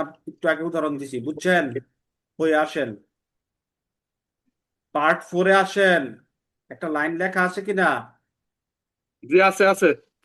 চুক্তি নয় এমন অঙ্গীকারের ক্ষেত্রে প্রতিকার, কারণ এটা তো চুক্তি হয় নাই। এখন 4 ধারা পড়লে আপনি কি বুঝতে পারবেন? সীমাবদ্ধতা বুঝতে পারবেন। আর দলিল সংক্রান্ত বিষয়ে রেজিস্ট্রেশন আইনের ক্ষেত্রে এই এসআরএক্ট প্রয়োগযোগ্য না। আচ্ছা, ওই যে গান গাওয়ার জন্য চুক্তিবদ্ধ নয়, শুধু মৌখিক ভাবে অঙ্গীকার করে, তখন কি হবে না, এটা চুক্তির অন্তর্ভুক্ত হবে না। আচ্ছা, তাইলে আমি আশা করছি একটু আগের বেসিকটা আপনি মিলেয়া পড়লে আপনি এখন বুঝে যাবেন। এখন আমরা চলে যাব 4-এর ইয়ের মধ্যে, 5-এর মধ্যে যাবো। মানে আপনাদের সময় কম তো, এই জন্য খুব বেশি ডিটেলসে আমি যাব না, যতটুকু দরকার ততটুকু। ধারা 5-এ দেখেন যেভাবে সুনির্দিষ্ট প্রতিকার প্রদান করা যায়, এই যে দেখেন দখল গ্রহণ অর্পণ, এটা বুঝছেন? এই যে একটু আগে একটা উদাহরণ দিলাম না, বাড়ি জি থেকে জি উঠায় দিছে, তাইলে আপনি গিয়া দখল পুনরুদ্ধারের মামলা করলে আদালত কি আপনার দখল বুঝাই দিবে এবং আপনার কাছে অর্পণ দিবে করবে। আদালত দখল দিবে, প্রথম দখল গ্রহণ করবে আদালত, অর্পণ করবে আবার আপনার কাছে, এটি দখল গ্রহণ অর্পণ। আদেশমূলক প্রতিকার কোনটা? ওই যে আপনার একটা বাড়ি বিক্রি চুক্তি করছেন বলছিলাম, 12 ধারা, তারপর 55 ধারা, এগুলো সব আদেশমূলক প্রতিকার। হ্যাঁ, তারপরে এই দলিলের বিষয়গুলো এগুলা। আচ্ছা, আদেশমূলক প্রতিকার, বাড়ি বিক্রির চুক্তি করছেন, আপনি বাড়ি বিক্রি করেন না, আদালত কি করবে? আপনার আদেশ করবে বিক্রি করার জন্য। আরেকজন কিনে না, তখন বিক্রেতা মামলা করবে, তখন আদালত আদেশ করবে যে তুমি বাড়িটা কিনো। বুঝছেন কিনা? যে দিক থেকে ল্যাকিংস থাকে সেদিক থেকে সেভাবে প্রতিকার পাবে। আর নিষেধমূলক কোনটা? এই যে একটু আগে বুঝে আসলাম, ঠিক আছে? ওই যে নিষেধাজ্ঞা, নিষেধাজ্ঞা যে তুমি কি ওই বাড়িতে প্রবেশ কইরো না, তাহলে এটা কি হইলো বলেন? তুমি ওই বাড়িতে কি করো না, প্রবেশ করো না, তাহলে এটা নিষেধমূলক প্রতিকার হইলো না? বলেন। হ্যালো ভাই, আমি তো ক্লাসে আছি, একটু পরে ফোন দিই। হ্যাঁ, ক্লাসে আছি। ওকে। ওই যে আমার ছাত্র রিভিউতে পাশ করছে তো, ও ডায়েরি কিভাবে লিখবে ছিল। আচ্ছা, বুঝছেন? তো এখন আপনার নিষেধমূলক প্রতিকার কি? ওই যে আপনার সম্পত্তিতে প্রবেশ করতে কি করবে? নিষেধ করবে। একটু আগে যেটা বুঝাইলাম, আপনারা হুমকি দিচ্ছেন, ঠিক আছে? তাইলে আদালত এটা নিষেধমূলক প্রতিকার। আর ঘোষণামূলক কি? ওই যে ঘোষণা দিবে যে এই সম্পত্তির মালিক আপনি। আপনি 8 ধারার সাথে 42 ধারায় মামলা করেন না, ঘোষণামূলক কোন ধারায়? 42 ধারায়। 42 ধারা কি? কোন একটা অধিকারকে প্রতিষ্ঠিত করা। কিভাবে প্রতিষ্ঠিত করা? ঘোষণার মাধ্যমে।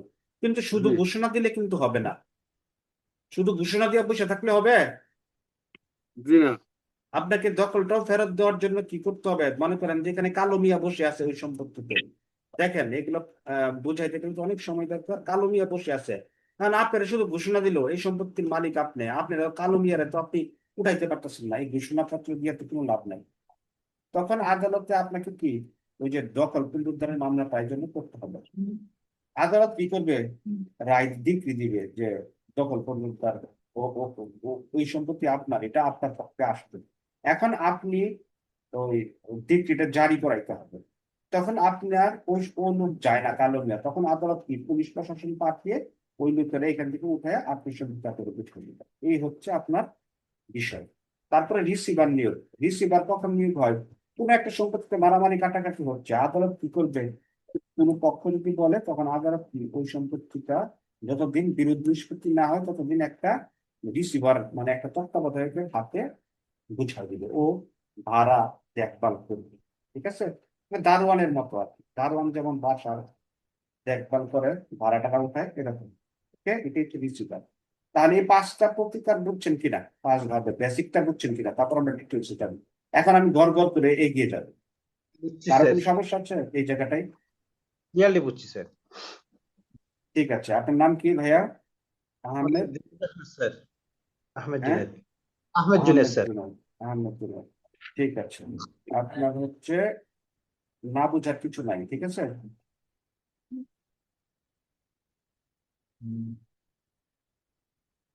তারপরে আপনি দেখেন যে 6 ধারাতে নিরোধক প্রতিকারের সংজ্ঞা দেওয়া হয়েছে। নিরোধক মানে কি? ওই যে আপনার প্রতিরোধমূলক প্রতিকার। প্রতিরোধ মানে কি? মানে ওই যে ভ্যাকসিন আর কি। ভ্যাকসিন মানে কি? ধরেন যে আপনার একটা রোগ না হওয়ার জন্য আমরা করোনার ভ্যাকসিন দিচ্ছি না, প্রতিরোধ, এরকম আর কি। জি। ঠিক আছে। আর এটা কি? এটা একটা প্রতিরোধমূলক প্রতিকার, এটাকে বলা হচ্ছে প্রিভেন্টিভ রিলিফ। এটা সংজ্ঞা দেওয়া হয়েছে কোন ধারাতে? 6 ধারাতে। ছয় আর এটার পদ্ধতি দেওয়া আছে কত ধারাতে? 52 ধারাতে। তাহলে লিখেন 6+52 একসাথে কত? পরীক্ষায় আসতে পারে নিরুদ্ধ প্রতিরোধমূলক প্রতিকার বলতে কি বুঝো, পদ্ধতিগুলো লিখো, এরকম প্রশ্ন আসবে 5 মার্ক দিয়ে। তখন তো আপনার জানতে হবে 6-এর সাথে 52 সম্পর্কে। এই জন্য 6 পর্বের পাশাপাশি 52 পর্বের। 52 বলতে দুই ভাবে দেওয়া যায়, একটা হচ্ছে অস্থায়ী নিষেধাজ্ঞার মাধ্যমে, আর একটা কি চিরস্থায়ী নিষেধাজ্ঞার মাধ্যমে নিরুদ্ধ প্রতিকার দেওয়া যায়। অস্থায়ী নিষেধাজ্ঞা কেন দেয় এগুলোর ডিটেলস কাহিনী এগুলো বলতে গেলে তো রাত খুব ভায়া যায়। স্থায়ী নিষেধাজ্ঞা কি, স্থায়ী নিষেধাজ্ঞা হচ্ছে কি, ওই যে আপনার আমি একটা বিষয় যেটা বললাম, সত্যের উপর হুমকি আসবে, আরো 2টা ফ্যাক্ট আছে। চুক্তি অনুযায়ী কাজ করতে গিয়ে কেউ যদি অন্য একটা কাজ করে সেখানে নিষেধাজ্ঞা দেয় চিরস্থায়ী নিষেধাজ্ঞার মাধ্যমে। মনে করেন আপনি একটা লোকের জমি ভাড়া দিচ্ছেন ধান চাষ করার জন্য, সেই ওই জমিতে গিয়ে পুকুর বানায় ফেলছে, সেই ক্ষেত্রে কি আপনার অর্ডার ভায়োলেশন করছে, সেই ক্ষেত্রে আপনি পার্মানেন্ট ইনজাংশনের মামলা করবেন যে আমার সাথে চুক্তি হয়েছিল শুধু ধান চাষ করবে, পুকুর মাটি খনন করতে পারবে না। এখন ওই লোক মাটি খনন করে ফেলছে, যেহেতু ওই লোক মাটি খনন করে ফেলছে আপনি ওকে নিষেধ করেন, তাইলে কি এটা নিষেধমূলক প্রতিকার? বুঝাইতে পারছি কিনা? তাইলে চিরস্থায়ী নিষেধাজ্ঞা মামলা আপনি এই জায়গাটা করতে পারতেছেন। আরেকটা কি, আরেকটা হচ্ছে চুক্তি দিয়ে নয় এমন কোনো বাধ্যবাধকতার যদি কোনো ভায়োলেশন হয়, সেই ক্ষেত্রে আপনি চিরস্থায়ী নিষেধাজ্ঞা মামলা করতে পারেন। আমি একটু স্পিডে বলছি কারণ সময় সংকীর্ণ, আপনারা রেকর্ড দেখবেন, রেকর্ড দিয়ে দিই, আর একটু বোঝার চেষ্টা করবেন। দুইটা বিষয় গেল, আরেকটা বিষয় না বুঝলে আপনি পার্মানেন্ট ইনজাংশনের মামলা করতে আসলে আপনি তাকে সমাধান দিতে পারবেন না মক্কেলকে, ইভেন অনেকজন। এটা যেমন কি, যেমন হচ্ছে চুক্তি দিয়ে না এমন কিছু বাধ্যবাধকতা আছে, যেমন ডাক্তার রোগীর সম্পর্ক, ডাক্তারকে বলছে আমার এইডস রোগ হয়েছে, এখন ডাক্তার বলছে আমি তোমার আত্মীয় স্বজনকে বলে দিব চিঠির মাধ্যমে বা পত্র পত্রিকায় দিয়ে দিব যদি তুমি 1 লাখ টাকা কামাবে। এই যে আপনার ডাক্তার তার প্রফেশনাল ভায়োলেশন করছে। এখন কি রোগী ডাক্তারের সাথে চুক্তি করে যে আপনি আমার রোগ প্রকাশ করেন না? বলেন। না। না। কিছু কিছু বাধ্যবাধকতা বা কিছু কিছু অব্লিগেশন, কিছু কিছু বাধ্যবাধকতা আছে যেগুলো চুক্তি দিয়ে হয় না। সেই ক্ষেত্রে যদি কোনো চুক্তির ভায়োলেশন, সেই ক্ষেত্রে যদি কোনো ভায়োলেশন হয় যেটা চুক্তি দিয়ে নয়, এমন কোনো ভায়োলেশন হয়, সেক্ষেত্রে আপনি চিরস্থায়ী নিষেধাজ্ঞা মামলা করতে পারবেন। এখন পরীক্ষায় মনে করেন যদি আপনি বেসিক এগুলো না জানেন, আমার তো ধারা পড়ানোর কিছুই লাগে না, বেসিক দিয়ে সব হয়ে যায়। এখন অনেকে কি করবে, আপনার ধারা পড়তে পড়তে দিন শেষ, কিচ্ছু বুঝবে না। দেখেন আপনার আহ, উকিলের কাছে মক্কেল আসছে পরীক্ষায়, মনে করেন এই এমসিকিউটা আসলো, একজন উকিলের কাছে একজন মক্কেল আসলো। এখন উকিল মক্কেলকে হুমকি দিচ্ছে সে যদি 1 লাখ টাকা না দেয় তাহলে এই দলিল অপর পক্ষের কাছে ফাঁস করে দিবে। এই ক্ষেত্রে সুনির্দিষ্ট প্রতিকার আইনে কি প্রতিকার আছে? সুনির্দিষ্ট প্রতিকার আইনেও প্রতিকার আছে। 54 ধারায় চিরস্থায়ী নিষেধাজ্ঞা মামলা করতে পারবেন ওই অ্যাডভোকেটের বিরুদ্ধে। 54 ধারায় ডাক্তারের বিরুদ্ধে আপনি মামলা করতে পারবেন, যেহেতু সে হুমকি দামকি দিচ্ছে। এগুলো কি হুমকি দামকি দিচ্ছে কি? যে যে বাধ্যবাধকতাটা চুক্তি দিয়ে না, এমন এটা হচ্ছে প্রফেশনাল বাধ্যবাধকতা বলে, এটা কখনো চুক্তি দিয়ে হয় না। তাহলে 3টা ফ্যাক্ট যদি আপনার মাথায় থাকে, 5টা ক্ষেত্র 54 ধারা, এই বিষয়টা যদি মাথায় থাকে, 5টা ক্ষেত্র হচ্ছে বইয়ের ভাষা, আর এই 3টা হচ্ছে আমি এসআরেক্টের সুনির্দিষ্ট প্রতিকার বোঝার জন্য আমি আমার মতো করে 3টা বিষয় মাথায় রাখছি। এর বাইরে আর কিচ্ছু লাগে না এসআরেক্টের পার্মানেন্ট ইনজাংশন বোঝার জন্য। এখন লোকজন কি করে এই 3টা জিনিস জানে না, ওই 5টা ক্ষেত্র শুধু মুখস্থ করে কোনো লাভ হবে না। কারণ আপনি তো জানতে হবে প্রথম যে চিরস্থায়ী নিষেধাজ্ঞার মামলাটা কোথায় করতে হবে। তাইলে আপনারা, আমি যদি এখন প্রশ্ন করি দেখেন আপনারা পারেন কিনা, আপনি আপডেট হয়েছেন কিনা গতকাল চাইতে 1 ঘন্টা আগেও আপনি যতটুকু ছিলেন না, 1 ঘন্টায় দেখেন আপনি কত আপডেট হয়ে যাবে। এটাই হচ্ছে সফলতা, that is the success. Success মানে এরকম না যে রাতারাতি আপনাকে এই পাস করতে হবে। সাকসেস মানে গতকালকে যেটা আজকে আপনি কতটুকু আপডেট, আজকে চাইতে আগামীকালকে কতটুকু update, that is the success, এবং এই সাকসেসই আপনাকে আইনজীবী বানাবে। ওকে, তাহলে আমরা যদি একটা প্রশ্ন করি যে একজন উকিল মক্কেলকে হুমকি দিচ্ছে, তুমি যদি 1 লাখ টাকা না দাও তাহলে তোমার এই দলিলপত্র আমি অপর পক্ষের কাছে ফাঁস করে দিবি। এখন মক্কেলের প্রতিকার কি করবে সে? চিরস্থায়ী কতে- নিষেধাজ্ঞা স্যার। কতে দিল চিরস্থায়ী চিরস্থায়ী মামলা নিষেধাজ্ঞার মামলা, কতে দিল ঘোষণামূলক মামলা, গতে দিল চুক্তি বলবতের মামলা, বড় গতে দিল, কোনোটাই সঠিক না। কোনটা হবে? চিরস্থায়ী নিষেধাজ্ঞার মামলা।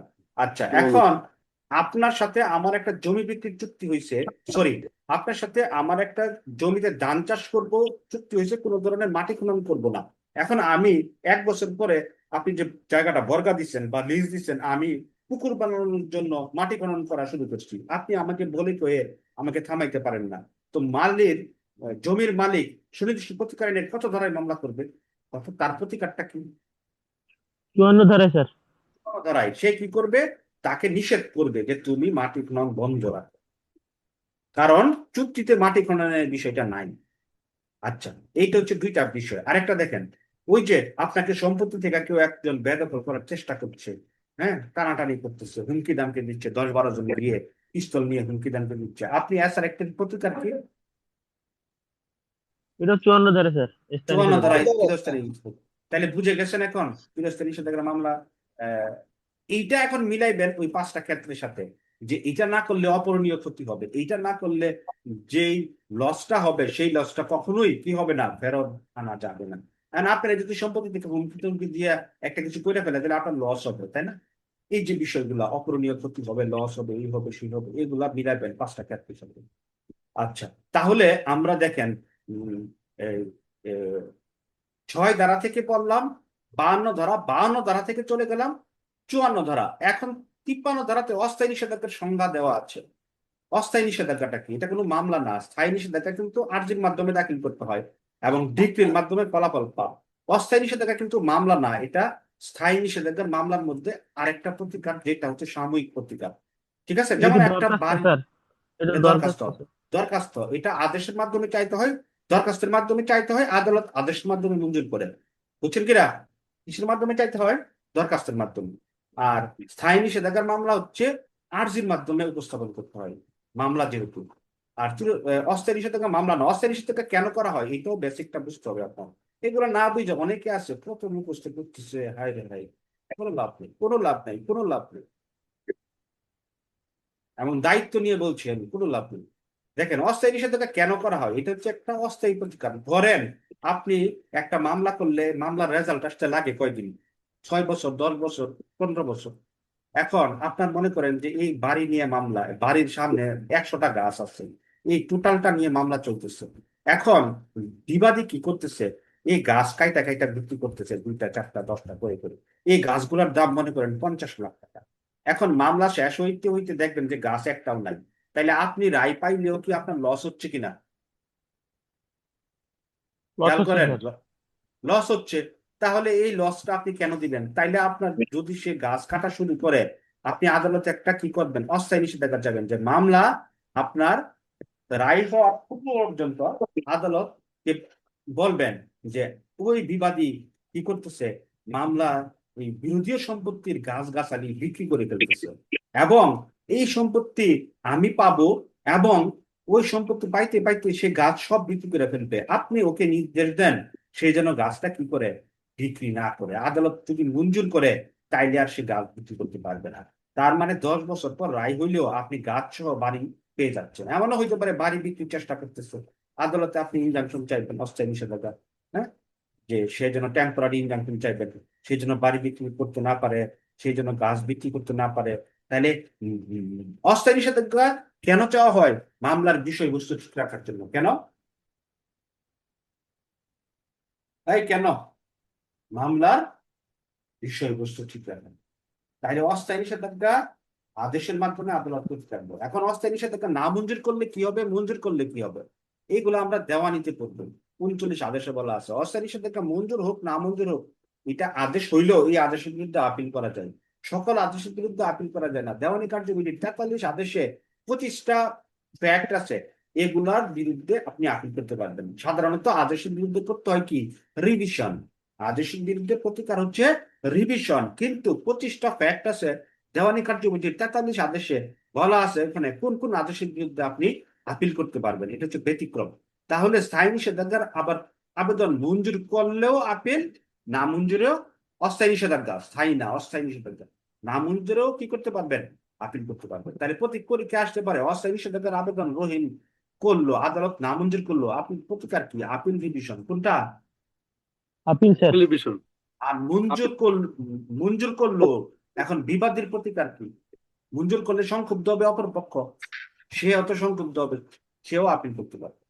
কিছু কিছু জায়গায় রিভিশন করে, কিন্তু এই ক্ষেত্রে না। এটা 43 আদেশে বলে দিছে যে 39 আদেশের যে কোনো বিষয়ে আপিল করা যাবে, সেটা হোক পজিটিভ সেটা হোক নেগেটিভ। এখানে অনেক বিষয় আছে সিপিসিতে বোঝার, এগুলো বুঝে করলে আপনারা অ্যাকশন করতে পারবেন ইনশাআল্লাহ। আচ্ছা, তাহলে আপনাদের কি কঠিন লাগতেছে নাকি মজা লাগতেছে? ভালো লাগতেছে না। স্যার। মজা ঠিক লাগতেছে স্যার। মজা নিয়ে পড়তে হবে, পড়াটা তো ব্যামোজা ভয় পাওয়া হবে, মুখস্থ করবেন। তাইলে দেখেন 6 ধারা পড়াইতে গিয়ে কোথায় যাইতে হচ্ছে, তারপরেও অনেক শর্টে বলছি, আরো অনেক কিছু বাদ দিয়ে বলতেছি, কারণ যেগুলো দরকার এতটুকুই বলতেছি। তাইলে দেখেন 6 এর সাথে 52 সম্পর্কটা কি, তাইলে 6 পড়বেন সাথে সাথে কি পড়বেন, ধারা সিরিয়ালি পড়লে কিন্তু কিছুই লাভ হবে না, রিটেন ফেল করবেন, এমসিকিউ তো ধরা খাবেন।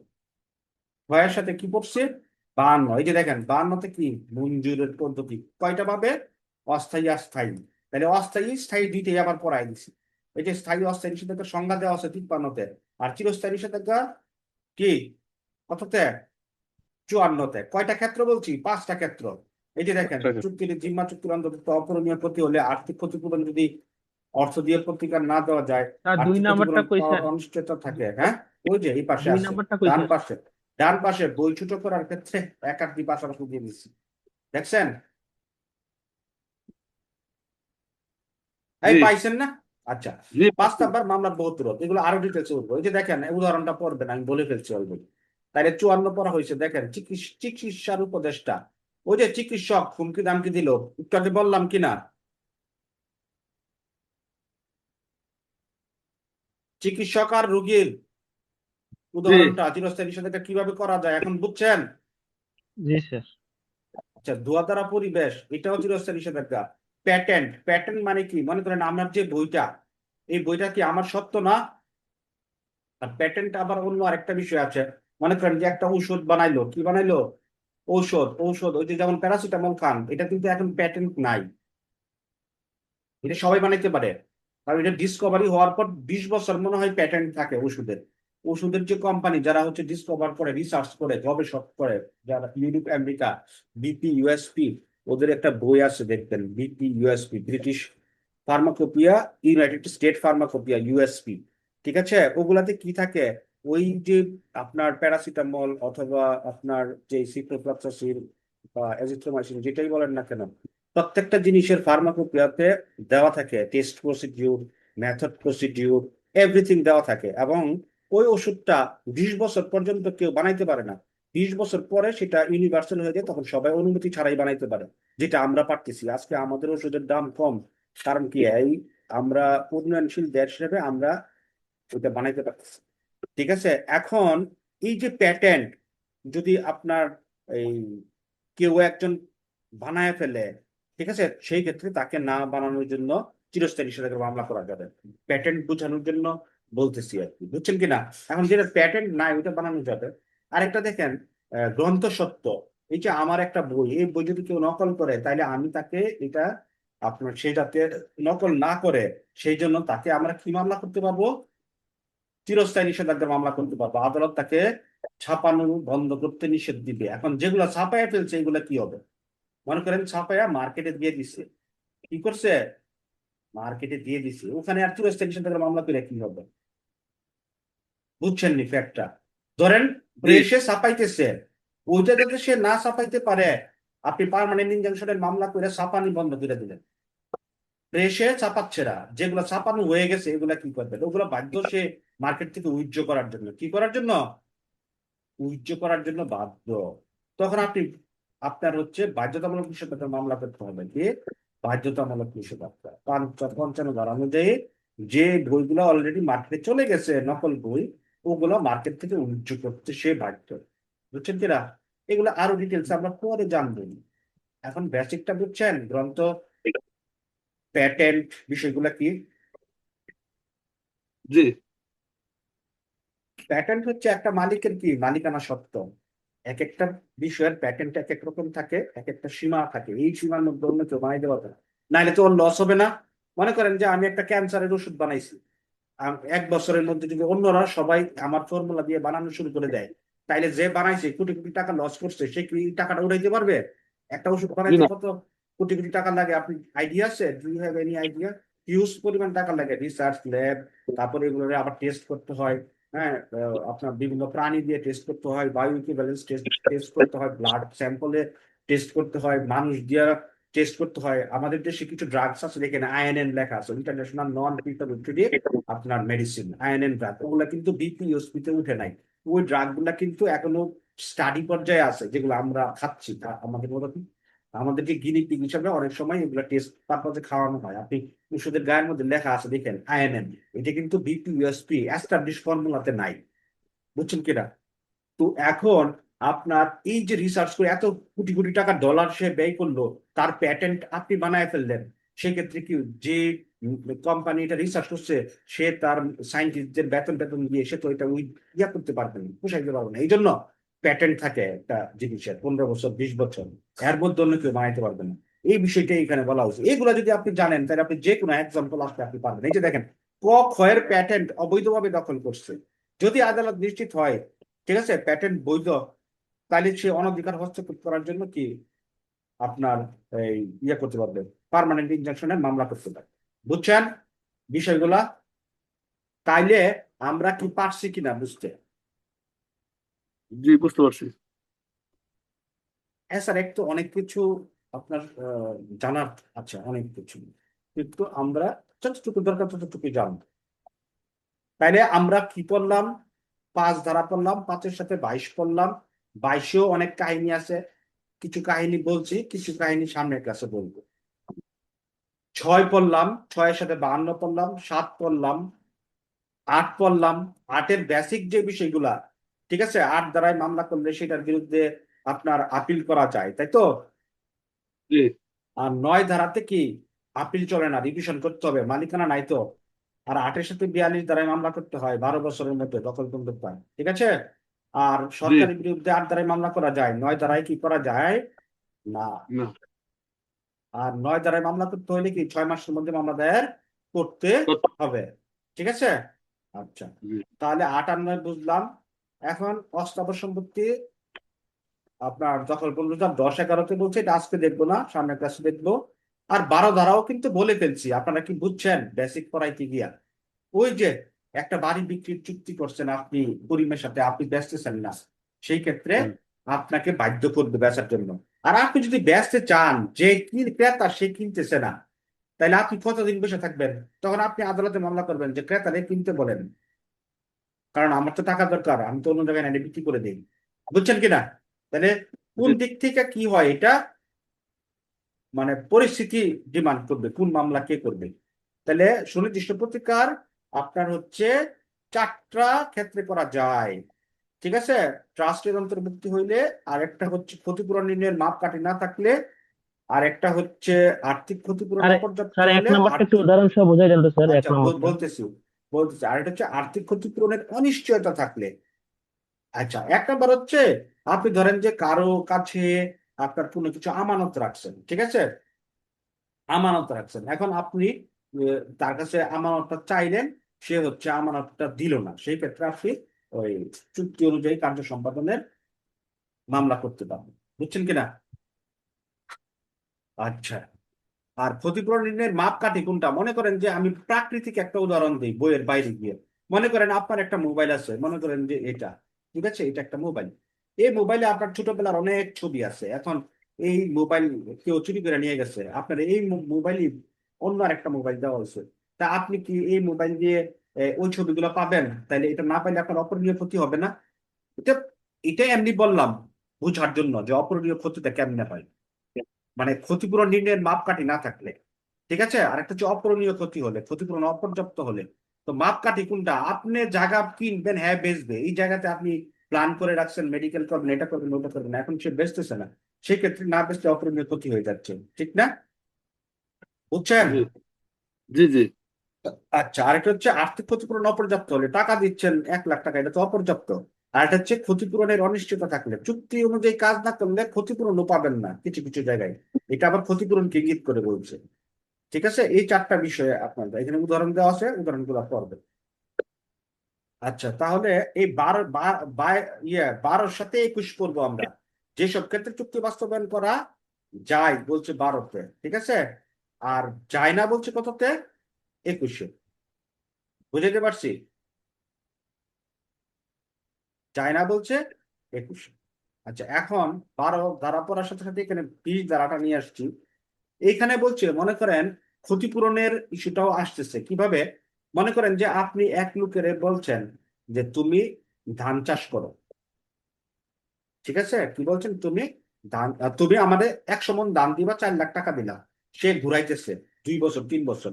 এখন আদালতে আপনি মামলা করছেন, আদালত আপনার ধানও দিতে বলবে, এবং ওই যে 4 বছর ঘুরাইছে এই জন্য যে ক্ষতি হয়েছে এই ক্ষতিপূরণও দিতে বলতে পারে। এটি হচ্ছে 20 ধারা। কার্য সম্পাদন এবং ক্ষতিপূরণ দুইটা একসাথে, এই জন্য বলছি যে 12 আর 20 একসাথে করেন। কার্য সম্পাদনও করতে বলবে, আবার কি বলবে, যে তুমি যে 2 বছর ব্যবসায় লস করছো আর ক্ষতিপূরণ হবে। তাই বুঝছেন 12 বিষয়টা? 12 20 21 স্যার একসাথে করতে পারে স্যার। হ্যাঁ, একসাথে করতে হবে। আর 21-এ কি বলছে? ওই যে 8টা ক্ষেত্র আছে, যে 8টা ক্ষেত্রে আপনার কি করা যায় না, চুক্তি অনুযায়ী সুনির্দিষ্ট বাস্তবায়ন করা যায় না। কয়টা ক্ষেত্রে? 8টা ক্ষেত্রে। এই যে 8টা ক্ষেত্র আমরা সামনের ক্লাসে বুঝাই দিব। আমি একটু যদি বলে দিই, যে ক্ষেত্রে ক্ষতিপূরণ পর্যাপ্ত ক্ষতিপূরণের মাধ্যমে প্রতিকার দেওয়া যায়, যেমন একটু আগে বলছি গরু বিক্রির চুক্তিটা, গরু বিক্রির জন্য কার্য সম্পাদন দরকার নাই, অস্থাবর সম্পত্তি যেহেতু, ঠিক আছে, টেবিল চেয়ার এগুলা ক্ষতিপূরণ দিয়ে দিলেই হবে। আর যে ক্ষেত্রে চুক্তি অত্যন্ত জটিল চুক্তি হইলে সেখানে চুক্তি অনুযায়ী কার্য সম্পাদন দিবে না, সেখানে বলবে আপনার হচ্ছে ইয়ে করার জন্য, এই এই চুক্তি অনুযায়ী আপনি কার্য সম্পাদনের আদেশ পাবেন না। আর ব্যক্তিগত দক্ষতার উপর, ধরেন আমি আপনাদেরকে পড়াই, আমি অসুস্থ, আমি কেমনে পড়াবো, আমার বাধ্য করতে পারবো না। বুঝছেন? জি চুক্তি হওয়া সত্ত্বেও আমার বাপে কি আমার আপনাদের পড়াইতে পারবে আমার মতো? যদি গিয়ে বলেন আপনার ছেলে পারেন আপনি পড়াই দেন, হবে না। না গায়ক, নাটক, সিনেমা। আর যদি চুক্তির মধ্যে অসংখ্য আপনার সমষ্টি থাকে, বিবরণ থাকে, যেমন সুন্দর হইতে হবে ভাষাটা, এখানে এমন সুন্দর হইতে হবে, এটা আর বলে নাই কিভাবে সৌন্দর্যটা করবে, তাইলে কি এখানে এটা কি জটিল হয়ে গেল না, সূক্ষ্ম হয়ে গেল না? আপনি চাচ্ছেন যে এখানে স্বর্ণ দিয়ে সে সুন্দর করবে, সে কি করছে, স্বর্ণ না দিয়া রং দিচ্ছে। তা আপনি যদি বলেন যে আপনি রং দিলেন কেন, আমি তো চাচ্ছিলাম স্বর্ণ দিয়ে বানাবেন, উল্লেখ নাই, তাইলে কি ওগুলা কি জটিল চুক্তি কিনা? মানে জি চুক্তির মধ্যে ফাঁক থাকে, ওগুলা বাস্তবায়ন সম্ভব না। আর যে চুক্তি আদালত নিশ্চয়তার সাথে নির্ধারণ করতে পারে না, মনে করেন আপনি এটা করলে ওইটা হবে, ওইটা করলে ওইটা হবে, ওইটা করলে ওইটা হবে, ওইটা করলে ওইটা হবে, 10-12টা কন্ডিশন দিয়ে একটা চুক্তি বানাইছেন, আদালত নিশ্চিত ভাবে নির্ণয় করতে পারতেছে না, এটাও বাস্তবায়ন করা যাবে না। যে চুক্তি প্রকৃতিগত ভাবে বাতিল, জুয়া খেলার চুক্তি, এটাও বাস্তবায়ন করা যাবে না। আর ট্রাস্টিগণ যদি ক্ষমতার বাইরে গিয়ে কাজ করে, মনে করেন ট্রাস্টির বোর্ডের মেম্বার 10 জন, এখন একজন বাকিদের সাথে বৈঠক না করে একটা জমি বিক্রি করে ফেলছে বা একটা জমি কেনার চেষ্টা করছে, এই ক্ষেত্রে কি তারা ক্ষমতার বাইরে গিয়ে কাজ করে? কোম্পানির কর্মকর্তাগণ যদি ক্ষমতার বাইরে গিয়ে কাজ করে, মনে করেন যে একটা কোম্পানিতে 10 জন বোর্ড অফ ডাইরেক্টর, একজন গিয়ে ক্ষমতার বাইরে জমি বিক্রি করছে বা জমি কেনার জন্য চুক্তি করছে, তাহলে কি এই চুক্তি বাস্তবায়ন করা যাবে? সে তো বোর্ডকে জানায় নাই। আর যে চুক্তির কার্য সম্পাদন 3 বছরের অধিক, 3 বছরের বেশি যে চুক্তিটা, ওই চুক্তিটা কার্য সম্পাদন করা যাবে না। 3 বছরের বেশি চুক্তি হইলে তাইলে কি করতে হবে? নবায়ন করতে হবে 3 বছর পর পর। আর যে চুক্তির বিষয়বস্তু উল্লেখযোগ্য অংশ সম্পাদনের আগেই বিলুপ্ত হয়ে গেছে, নাই হয়ে গেছে, সেটা বাস্তবায়ন করা যাবে না। ঠিক আছে। আর 21-এর কথা বলছে রেজিস্ট্রিকৃত চুক্তিটা অবশ্যই রেজিস্ট্রিকৃত হইতে হবে, নাহলে বাস্তবায়ন করা যাবে না। আমরা সামনের ক্লাসে বাকি অংশগুলো দেখবো, আজকে এতটুকুই, আপনারা বেসিকটা দেখেন। এবং এখানে সব দেওয়া আছে, সুন্দর করে দেখেন, আদেশমূলক কি নিষেধমূলক কি, একটু বইটা দেখবেন খুলে মিলে, বুঝছেন এলাকায় কিনা? ফিজিক্যালি ক্লাস করান, মানে কোচিং করেন এলাকায়, হ্যাঁ, ফিজিক্যালি ইয়া করেন, কোচিং করেন ফিজিক্যালি এলাকায়। তো সময় নাই, সময় হয় না। আপনি কোথায় থাকেন? ও, রোজার সময় বন্ধ করে দিছি, শুক্রবারে একবার করাইতাম, কিন্তু আমাদের ঝামেলা ব্যস্ততার কারণে আপাতত বন্ধ করে রাখছি। নারায়ণগঞ্জ আশেপাশে থেকে আসতো, যাত্রাবাড়ি শনিবার ফ্রি ভর্তির জন্য আসতো। এখন আপাতত বন্ধ আছে। আপনি কোথায় থাকেন? ঈদের পরে দেখি আবার করতে পারি সপ্তাহে। বলছি আমি মাদারীপুর থেকে বলছি, মান্নান। ও আচ্ছা, বুঝছি। তো আপনারা ভালো করে পড়েন, হয়ে যাবে ইনশাল্লাহ। আপনারা আবার ক্লাস করবেন কি বার? আবার ক্লাস করব, আজকে গেল তো আহ শনিবার। শনিবার, সোমবারে। তাহলে সোমবার করব। হুম। না, জি কালকে দিছিলাম, টাইম কি বারে ছিল? সোমবারই তো। জি জি, সোমবার জি। কালকে করেন। শনি সোম আর বুধবার। জি, প্রয়োজনে আরো একটা ক্লাস বাড়াই জীবনে, যেহেতু ঈদ চলে আসছে, আমরা একটু আগায় দিতে পারছি না। জি জি। ঠিক আছে, আর বৃহস্পতিবার একটা দেওয়া যায়। দেখি কোন দিন দেওয়া যায় ওই করে। গ্রুপে সব চোখ রাখেন, এগুলো ভালো করে পড়েন, এই জিনিসগুলো পড়েন, সব কমন থাকবে ইনশাল্লাহ। বইটা এত ছোট হইলো, এখানে কিন্তু অনেক কিছু আছে। না স্যার, অনেক কিছু আছে দেখছি। এই যে র্যাপিড রিক্যাপ, এগুলো ভালো করে পড়বেন। এই যে দেখেন, এই যে একটু আগে যেটা বললাম, খয়ের সাথে চুক্তিবদ্ধ হয়েছে, খয়ের নিবে র্যাপিড সূত্রে ইজারা নিবে, বৈঠকখানা সুন্দরভাবে সজ্জিত থাকে। এই ক্ষেত্রে চুক্তি বাস্তবায়ন করা যাবে কিনা? যাবে না কিন্তু, কারণ বৈঠকখানা কতটা সুন্দর করতে হবে এটা কি বলে দিচ্ছে এখানে? জি হ্যাঁ, বুঝছেন কিনা? একটু আগে পরে আসছি। এই চুক্তিটি সুনির্দিষ্টভাবে কার্যকর করা যায় না, কেন যায় না এখন বুঝছেন? জি এই জন্য জি জি ক্লাস জি করতে হবে, এই জন্য ক্লাস করতে হবে। সুন্দরের কোনো শেষ নাই, সুন্দরের কোনো শেষ নাই, সুন্দরটা কিভাবে করবে এটা বলে নাই, এই জন্য চুক্তিটা বাস্তবায়ন করা যাবে না। বুঝছেন? জি জি। জি অনেক কিছু আছে। অতএব আর হচ্ছে আপনারা ওই আহ, ভর্তিটা কনফার্ম করে ফেলবেন, বেশ কিছুজন কনফার্ম করছে, আর বাকিরাও জি করব। ভর্তিটা কনফার্ম করে ফেলেন। জি তাহলে করব। আমাদের জন্য সুবিধা হয়। আর আমাদের দুই একটা গ্রুপে দিতাম ফ্রি, ওইটা সামনের ক্লাস থেকে আর আমরা দিচ্ছি না। আমরা যারা হচ্ছে আছো অল্প কয়েকজন আমরা ক্লাস করবো, আপনারা ভর্তি কনফার্ম করেন, এটা ভালো হবে। জি হ্যাঁ, তাহলে জি জি আমরা সুন্দর করে আগায় যাবো ইনশাল্লাহ। ঠিক আছে, জি জি। ওকে, থ্যাংক ইউ ভেরি মাচ, আসসালামু আলাইকুম। আসসালামু আলাইকুম। জি।